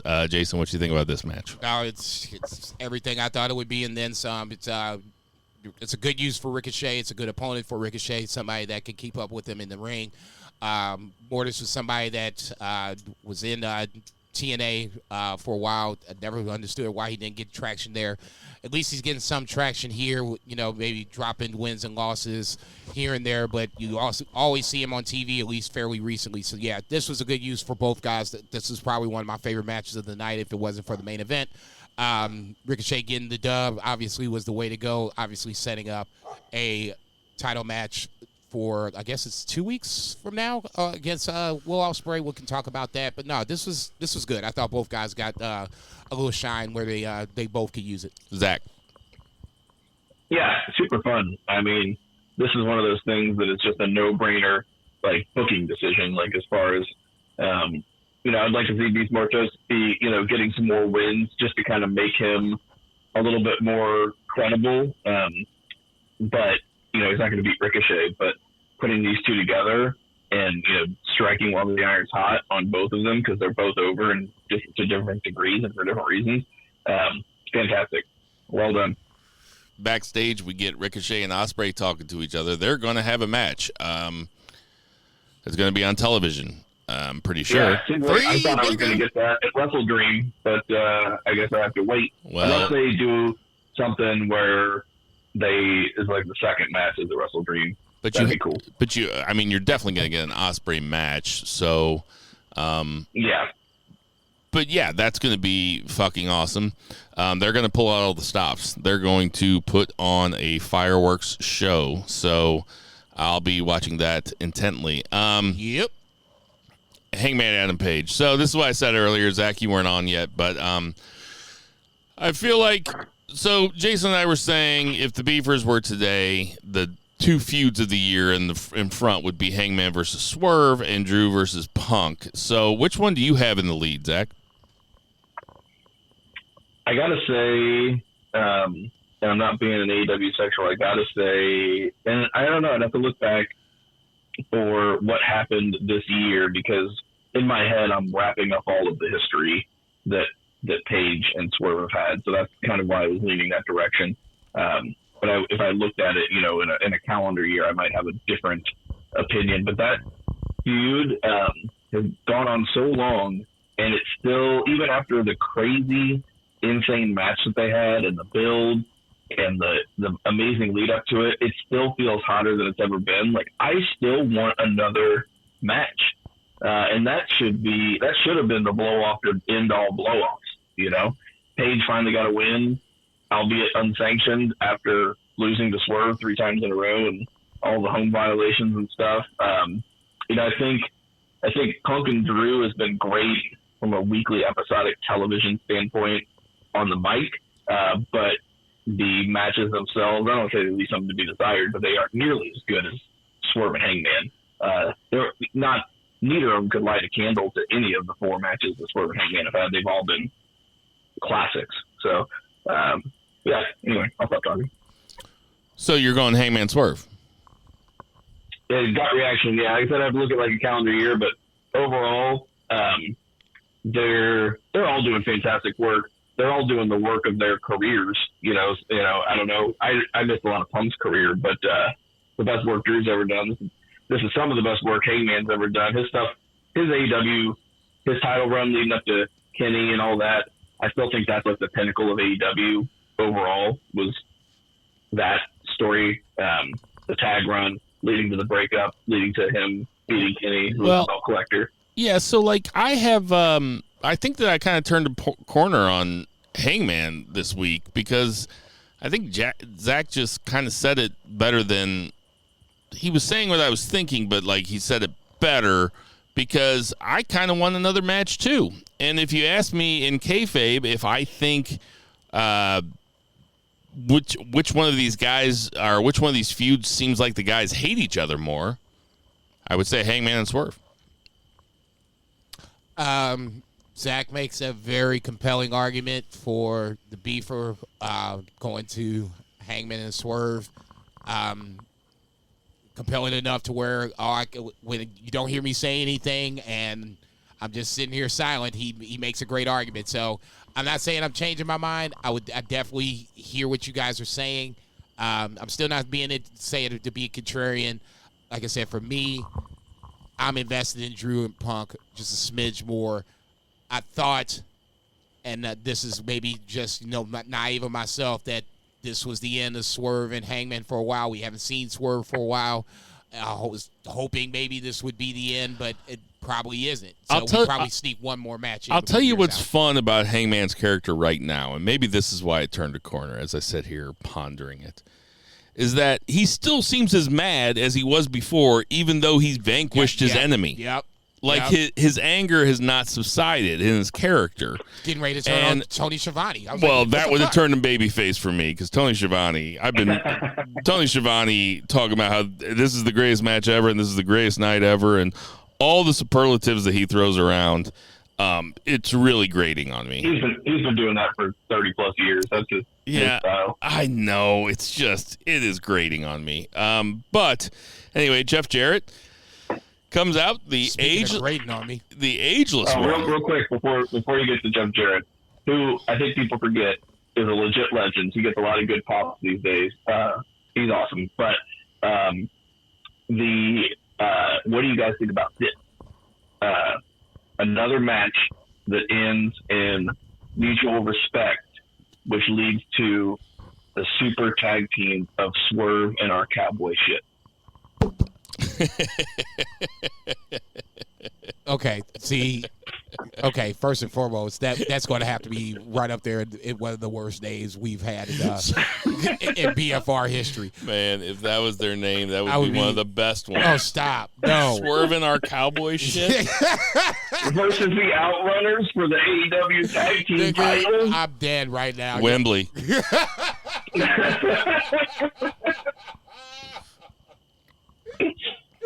Y'all need to put the weed down. I'm serious. Actually making a triple threat with the Golden Lovers. Oh, man. As I say, is Kota Ibushi still alive? I mean, damn. Making a four-way at the Young Bucks. Oh, my God. No, and then add MXM. Yes, thank you. Sorry. Young Bucks can take a step back. We've already got, they're way over. I say, we're going to do this shit. Let's do this shit right. MXM takes the Young Bucks spot. From that point, I don't care what you do. Acclaim come out, start fucking rapping. Okada's like, Shut up, bitches. we got something working over here. Yeah, Jeff Jarrett's getting pops. If Hangman wants to destroy Jeff Jarrett, and that's the way that Jeff Jarrett wants to get a guy over, then have Hangman destroy Jeff Jarrett. I think they can have a hell of a Texas death match. You know that's where they're going. You know it's going to be all shenanigans. Jared's a legend, but he needs the smoke and mirrors. But that guy can throw a word punch better than anybody going right now. So. He doesn't just need the smoke and mirrors. He fucking loves the smoke and mirrors, man. All that Memphis fucking bullshit that happens in all the matches. Man. Everybody can we just build the ring and just ring the bell? We don't need all the other smoke and mirrors. Just Hangman wins. Everybody moves along. and then finally we get to the main event, which is just kind of jaw-dropping from a wrestling smart perspective. I knew this match was coming, and then when they all started coming out, I was like, damn, holy fucking shit. It was like the actual like realization of that Vince McMahon meme where he just gets progressively more orgasmic as it happens. I mean, we throw it around a lot. These are 6 of the legit best, fucking most exciting wrestlers on planet Earth. And they were in a main event that basically counted for nothing on free television on a Wednesday night. Will Ospreay, Kyle Fletcher, and Konosuke Takeshita versus the Young Bucks and Kazuchika Okada. And, I texted you guys today, which is the Zach special. It's the party match to end all party matches. I mean, how can you stack a fucking party match bigger?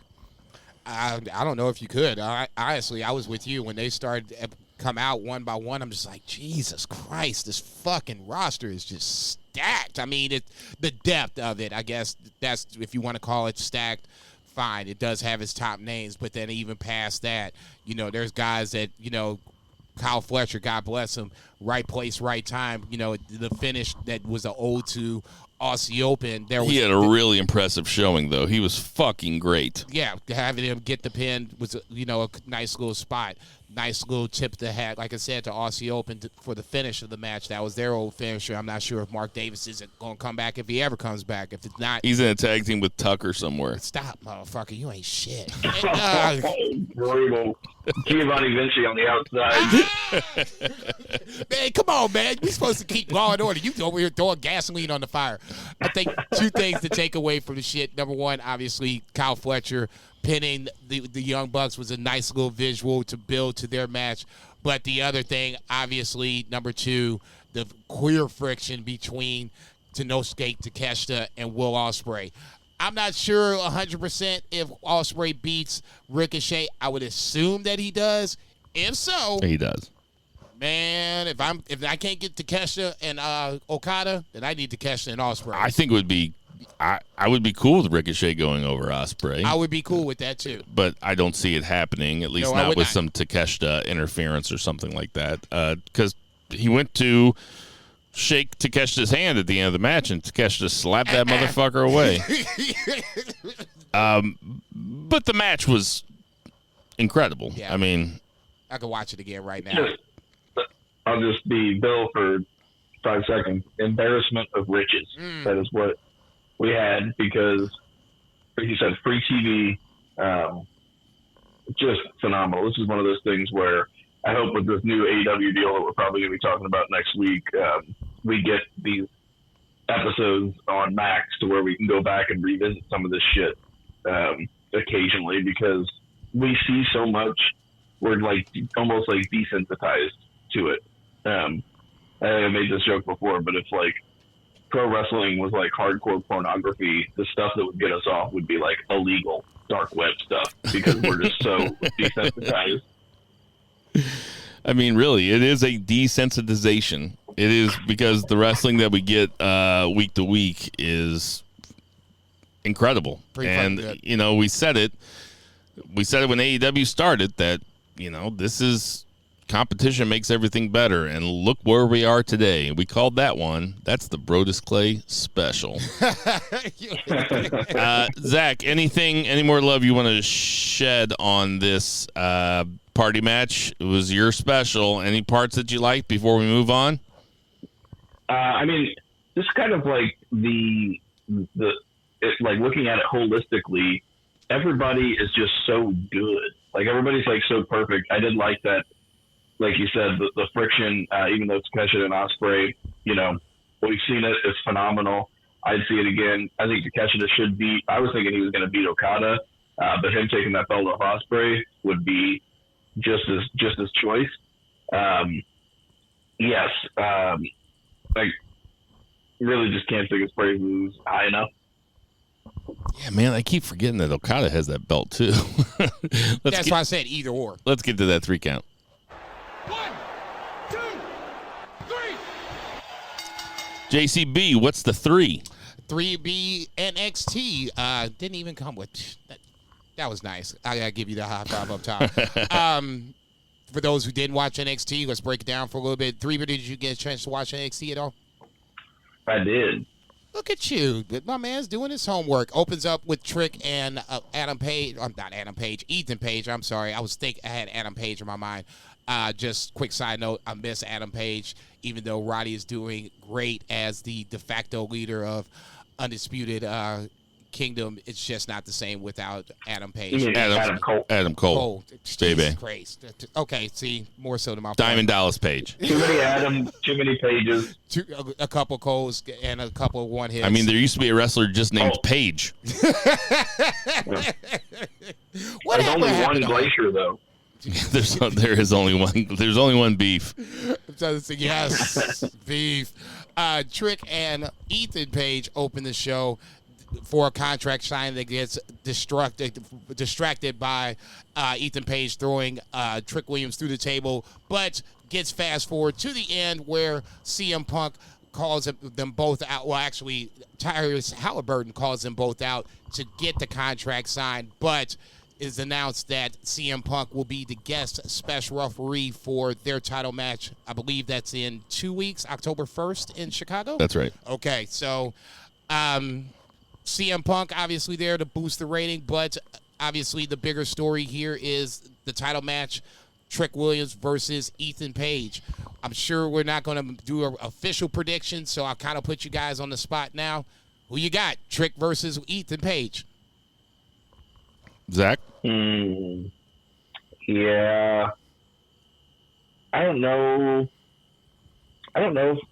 If they're going back to Trick, this would be a good time to do it, but are they going back to Trick? I think it's a big question. So, I think if I had my gut, I'd say Page. He's just more polished as a guy to carry the brand. Yeah. On like a CW with like a larger audience. Like, I think it's Page. There is, I've said it before, there is something about Trick that I just kind of, like him being in the position he's in, he's obviously over, yes. Right? And, I think the song has a lot to do with it. But, get over any way that you can get over. And see Bobby Roode. But talking about Ethan Page seeming more polished Ethan Page is doing great work. He is a good champ. I agree. I don't want to see that stop at this point. I think they took the title off of Trick for a reason, and I don't think from what we've seen from Ethan Page winning the title to this point, anything from Trick Williams to make me think, oh, Trick should be the champion. Ethan Page, I agree with you guys. For me, I think he should be the champ. We'll see what happens here in a little bit. Tony D'Angelo and Ethan Hammerstone. God, I'm still fucked up. Alexander Hammerstone and Tony D'Angelo meet backstage. Tony obviously pissed because Alex Hammerstone loses to Oba Femi, which leads into a match with D'Angelo versus Alex Hammerstone. D'Angelo leaves this match, loses in a count out, which leads into a different storyline. Ultimately, Adriana comes back, brings Tony D'Angelo, pumps him back up, ready to face Oba Femi again. I'll ask you, 3Beer, did this feel like an episode of, not an episode, but like a Rocky kind of angle? Because it felt like Rocky to me. I was kind of confused by it overall, but yeah, that makes sense. I felt like, I don't watch every single week, but I felt like am I missing something here? And it could have just been like because it was on in the background. But I get that comparison. You're not crazy. You're talking about Hammerstone and D'Angelo? Yes, sir. The way that they sold Oba Femi in this seemed a little over the top for me. Hammerstone being like, well, he's a beast, man. And then they gave Hammerstone the win, but just because Tony D'Angelo is being a pussy. It's like, that's not really a babyface trait, just being a total fucking wimp. Oh, no. And being like, I don't know. It just, they asked Tony D'Angelo to do a lot of acting, and they probably don't need to because he can wrestle. He's got an amateur wrestling background, and he can wrestle, and he's got a character for sure. I mean, he's a lot of character, but they could tone it. That in kayfabe, he legitimately murders people. But he's scared of Oba Femi. It's so ridiculous. Yeah, like they're worried about how big and scary and tough a guy is. Like, why don't you just have him whack, Tony? Hey, man, Rocky admitted that he was scared, okay? On that beach, Rocky 3, okay? Scared. And then what happened? Yeah, but Rocky's real.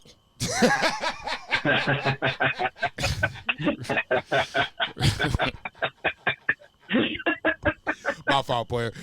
What was I thinking? The fucking statue of him in fucking Philadelphia. The stupid Jason. Javon Evans corners Ava backstage looking to get on the St. Louis card. That's what's up. You know, give us some love too, motherfuckers. You guys gonna go?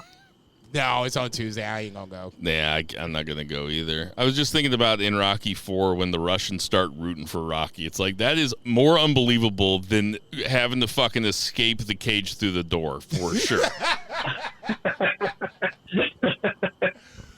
Quick question. That shit is so fake. Quick question, Three Beard. What's your stance on the steel cage escape over the top rope or top of the cage stance? Are you in or out on that? I don't like either of the escape options because the door was originally made because it was for the babyface to walk out strong after he left the heel lane, and that is not done really anymore.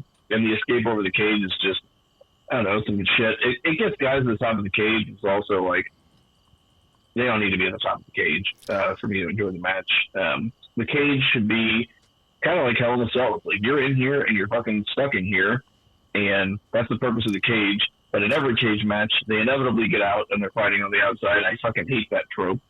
Just give me cage matches where people stay in the cage. Yeah, they also get on top of Hell in a Cell like half the time, and when they don't, I'm like, man, why didn't they get on top? And when they get on top, I'm like, man, they shouldn't be on top. It's a cell. What are they doing? They can't win. I was like, get out, you idiot. I didn't know that about that. The reason that you can open the doors because you're supposed to just walk out when you leave them lying. I said when we were talking about this earlier, I said I bet somebody smarter than me knows the answer to this, and lo and behold, he called in about a half hour later. So, anyway, sorry, I started talking about Rocky IV, and now we're off on that. So, what's next? Javon Evans corners Ava to get on the St. Louis match. He and Cedric Alexander have a match against No Quarter Catch Crew. I believe that was Travion Heights and, I can't think of the deaf guy's name off the top of my head now. Miles Bourne.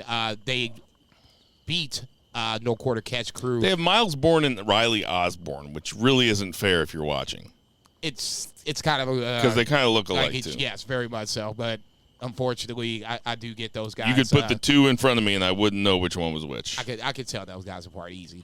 Neither here nor there. Javon Evans. You guys buried the lead that Sexy Red is going to be. Yeah, I kind of skipped that for a reason. I've been to the factory. I'm curious as to how they're going to have that, but it could be a fun place to see a show. I'm guessing that the camera will be where the stage is. But yeah, Sexy. They weren't selling enough tickets. It wasn't going to be an Enterprise Center. St. Louis's own Sexy Red going to be there. Do you guys think Scripps is going to be there? Oh, I'm sure Scripps is going to be there. No, man. He's about to say he got the boot. No, he can't come in there. He's gone? Oh, yeah. Is he gone? Yeah, he's I thought he was in GCW, if I'm not mistaken. Him and Mustafa Ali had a match. Now that I'm thinking about it, they had a match. I guess it was a few weeks back. But no, unfortunately, Scripps would not be around. That's why you haven't seen him with OTM and Jada Parker. It's been keeping me up at night. I bet it has. Javon Evans and Randy Orton in a few weeks. That will be here in St. Louis the second week of NXT on CW. Talked about Tony and Hammerstone. Zachary Wentz with a nice fiery promo on Wesley. Come to find out, sees Wesley taking out Trey Miguel via video. I thought that was a nice little way to tie in the how did we get to this point, because I was like, well, damn, what happened to Trey Miguel? Oh, that's what happened to Trey Miguel. He got jumped by Wesley, so it makes Wesley get more heat on him and answer some questions on the way. I believe that will be on the October 1st episode of NXT, Wentz versus Wesley. Fatal Influence, Jada Parker, Lola Vice is what it is. Eddie Thorpe beats Ashante, the Adonis. I got to stop here for 30 seconds. I like Eddie Thorpe. I remember him in New Japan. He was on New Japan Strong. Carl Fredericks. I thought he had thought he had a lot of potential. This shit ain't doing nothing for him. Damn sure ain't doing nothing for Ashante. I mean, I get filler, but damn. DJ has never been a successful gimmick. Can't be a DJ. No. DJ Z was like the last success, and not even really successful. He was just entertaining. That's Zema Ion? That's Zema Ion. Yeah. Joaquin Wilde? One and the same. Got that one, didn't I? Yeah. You did. I'm proud of you, my brother. Thank you. Ren Sinclair smacks Kalani Jordan backstage to make her presence known. That kind of fell out into the No Quarter Catch Crew tag title match as Kalani Jordan chased her out, beat her down backstage. I'm sure I think that's a match that's actually going to happen. Talked about the family trying to pump up Tony D'Angelo. Ridge. Dude, I tell you what, real quick. Yeah, that Kalani Jordan backstage segment, I like NXT a lot because it's campy and fun, and there's actual characters on there. It's it kind of reminds me of 80s wrestling, sometimes. Because there's characters, but some of the stuff is fucking embarrassing. Whenever who came back and slapped Kalani Jordan? Rosemary. Yeah, but Rosemary. Rosemary, yeah. Okay, but go ahead. But yeah, was it Rosemary? Yeah, I don't know. But she comes back and she's like, Tony D said for me to take my shot, and I'm taking it. And she just slaps her in the face and then runs away. When she realizes what she did, that does not make me intrigued. You just look like a fucking nerd. I think this is one of those things where, a lot of those NXT guys, they talk about, and CM Punk has said it too, they feels bad for NXT guys that don't get the indie experience, and they really are making mistakes on television. They're coming up with ideas that are indie, just for lack of a better term. It seems, but it doesn't seem indie. They are making, it's just, a lot of it's very developmental. Yeah, and I mean, I feel they have to have some guidance and writers, and I feel like they just kind of it's developmental and experimental. They're just yeah, if it sounds fun, try it. But some of it is kind of embarrassing. But I don't fault the people themselves. It's just some of the gimmicks and some of the writing is just I like it because it's campy, but sometimes it's just it's too much. I'll say this too about the NXT crowd is that the NXT crowd adds a lot to it. It's in a small place. It's a rabid fan base because they record in the same place every single week. So a lot of the same people come back and they kind of feel like it's theirs. It's always a good crowd. Always. They're into it. They treat it like it's the main roster. They treat these people like fucking stars in the NXT universe, and the crowd adds a lot. It's not bad to watch, but Zach's dead on. I mean, I said the same thing about Wendy Chu. I was like, what the fuck is this shit? She's dressed up like a doll, and it's just really low rent, man. It just seems really indie. I will agree upon the Ren Sinclair part. I'll piggyback on that. She's kind of been the rah-rah girl behind No Quarter Catch Crew. So now why isn't she, carrying that same energy over to Kalani Jordan for a title? That didn't make sense to me. So for her running away was just kind of like, okay, what else? It is what it is. I agree with Wendy Chu. I wasn't a big fan of her babyface gimmick. This to me is, the complete opposite, but now it's sliding backwards because she's clearly taking L's as of late. So, I mean, yeah, I agree with you to a certain degree. I like NXT as an overall product. I understand it's developmental, but these two particular spots, not a fan of either or. The thing is, I always feel when it's Wednesday morning and I get into work and I turn on NXT to start watching it, it always kind of feels like homework when I start it. And by the end, I'm like, you know what? That wasn't a waste of my time. There was like 2 or 3 really good segments, and the rest of it you can just kind of ignore, To a certain degree, I agree with that. I'll tell you what, I consider it homework, but I mean, the Kalani Jordan, Rin Sinclair thing, that was homework. I watched it, but that would have been something in the past like that I just would not have paid attention to at all. There is a lot of campy backstage stuff. Agreed, for sure, especially on NXT. Rich Holland and Rich Holland has a segment. Brooks Jensen has a segment. Brooks Jensen defeats I can't remember Dion, guy with the glasses. Lennox. Dion Lennox, thank you. Sean Spears back into the corner of Brooks Jensen. We'll see where that goes. Wesley cuts his promo. A-Town Down Under challenging Nathan Frazier and Axiom for the NXT tag titles. Obviously, that is accepted. That match will be here in St. Louis, but they will have a Grayson Waller effect beforehand. That should at least be fairly entertaining. One last match. JC Jane loses to Loa Vice. Fatal Influence jumps Loa Vice. Jada Parker makes the save, Jada Parker makes the save. Loa Vice pissed off, so you got some friction there too. Overall, not the best NXT, but still entertaining nonetheless. I mean, you skipped probably what was the best segment, which was Roxanne Perez and CM Punk. Yeah, I did. I was getting ready to say that was at the top of the 9 o'clock hour. Punk comes out and gets interrupted by Roxanne Perez. Didn't know that Roxanne Perez was a fan of CM Punk. The fact that she had a chance to run down her longtime hero, it should always be good television. I thought this was a nice little segment for her to shine again. Giulia coming out to say the few words that she needed to say. I know I've seen Giulia plenty. I know that she's going to have a great match with Roxanne, but those who haven't seen Giulia need to get to know this face and start to, remember this face, because in some form or fashion she'll be running the NXT show here in the next few months. But solid segment across the board.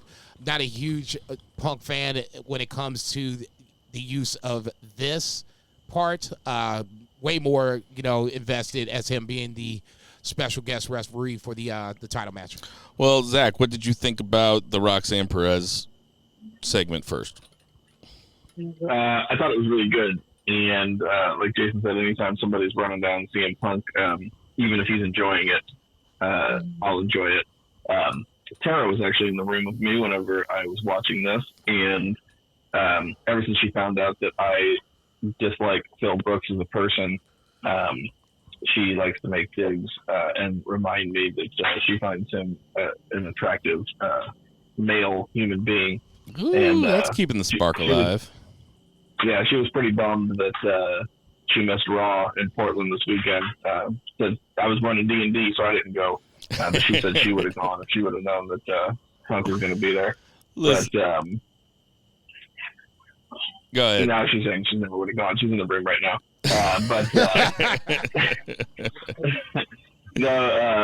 It was pretty funny. He gave Roxanne her flowers, which she deserves. Pretty much not even subtly saying that she's the best woman in WWE. Which I think I said as much last week. So I'm in agreement with him about that. I will say I think CM Punk would be very, very good in a role in NXT once he's done with his main event run on the main roster, which will probably really realistically not even be that much longer. I mean, he's a fragile porcelain mouse. It's true. And he's good at this. And, I liked kind of the shoot nature of, him saying he had a chip on. He recognizes the chip on the shoulder that Roxanne has because he had the same one. And like his chip was about as big as she was. It was all pretty clever. It was pretty fun, and he does kind of genuinely seem like he wants to help like the second generation. Jericho it's like a mixed bag when you look at like Jericho always seems like he puts himself in with those guys because they're the hot new thing and he's just trying to kind of get next to whatever's hot right now. Whereas Punk does kind of seem like he does want to kind of give people an actual rub, and maybe Jericho does too. I don't know, but anyway, I could see Punk down in NXT with like a WWE contract after he's done wrestling, and I would enjoy that because I thought this was fun. Yeah, this was fun. If you're gonna have Punk on NXT, it's to get eyeballs on the Punk segment. To use that segment to highlight the women's division, I would say that everybody got over in this segment. Roxanne was perfect. Did not seem nervous or anything like that. I mean, she's really good. And it also gets over Giulia because if Giulia is going to come out, she's going to be that, and they treat her like she's that big of a threat, then everybody gets over. So for me, this was a fucking stupendous segment. Got the job done and was really entertaining to watch. Roxanne Perez's turn when she went from fawning to kind of mad and kind of mean was perfect. She was awesome. And then what do you think about Punk being the special guest referee in the Trick and Ethan match? This is Ethan Page's second title defense where there's going to be a babyface or somebody that, basically a babyface referee. Yep. What do you think about that, Zach? I think it is good. It's going to get some eyeballs. It adds a fun dimension to the match. Sarah was watching this with me, and she's like, "What's he doing out here again?" And I was like, "It's the second hour. They need television ratings in both hours." Right. He's the biggest star. But they paid him. Yeah, exactly. He's earning his paycheck. But it's neither here nor there for me. But if it gets a few more people to watch these folks who are working really hard to kind of get to that next level, I'm all for it. Jason, as the podcast's NBA expert. No, I should laugh. Not the expert. You know as just as much as I do. Go ahead. What do you think about Tyrese Halliburton's appearance? Well played on the dig on the Orlando Magic. Plays on the heel persona that he had with Logan Paul.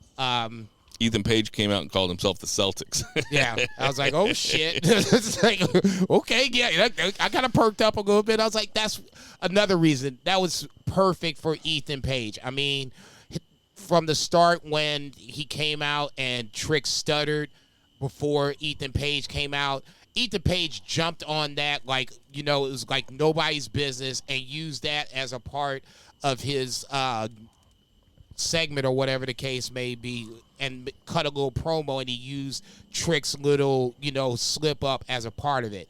That's why I like Ethan Page, and that's why I want him to stay champion. Perfect example right there.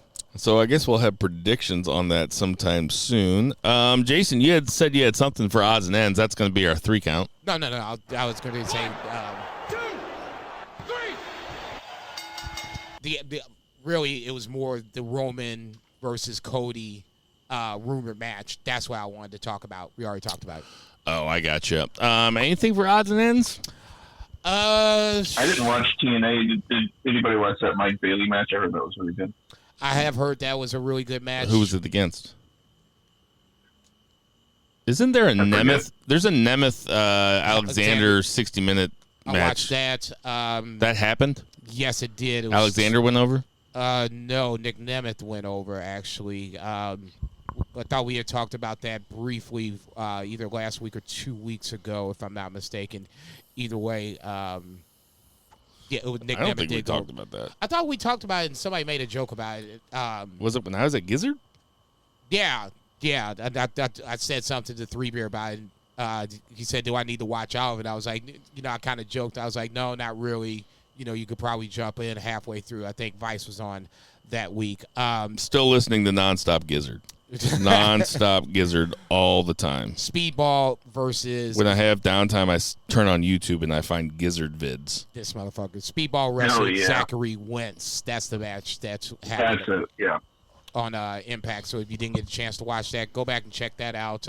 Go back and check out Nick Nemeth versus Josh Alexander. I thought that was a really good Iron Man match. So does Nemeth have the title? Nemeth has the title. No shit. No shit. Man from Ringside. Hey, everybody. We got some birthdays this week. Gerald Briscoe, 78. Renee Paquette, the aforementioned, is 39. Arn Anderson, AA, 66. Greg the Hammer Valentine. Canadian. I'm going Canadian. 74. Ethan Page is 35. Matt Hardy is 50. Kairi Sane is 36. Angel Garza is 32. Stephanie McMahon is 48. And Sonia Deville is 31. JCB. Just throw one more in there because it is my wrestling Lord and Savior. High Five Tom had his birthday a couple days ago. Hey, happy birthday, High Five Tom. So, yeah, that's it. You can hit it now. We know there's tons of podcasts to listen to, so we appreciate you guys listening to our podcast. For Joey O'Farrell, for Vice, for Murray the Murray Man Murray, for Lucha Chris, for Patriot Pat, for Brett Jagger, for High Five Tom. Double check. Happy birthday. Happy birthday, my brother. For Two Beer Zach Pullman, for Jason Cornelius Bell, I am Bill Vagey. Check. Support your local restaurants. Support your local weed dealers. Black Lives Matter. Free Palestine. Call your parents. Wrestling at the Grandel, March the 15th. Set your calendars and never forget to boo the heels. Boo, bitch.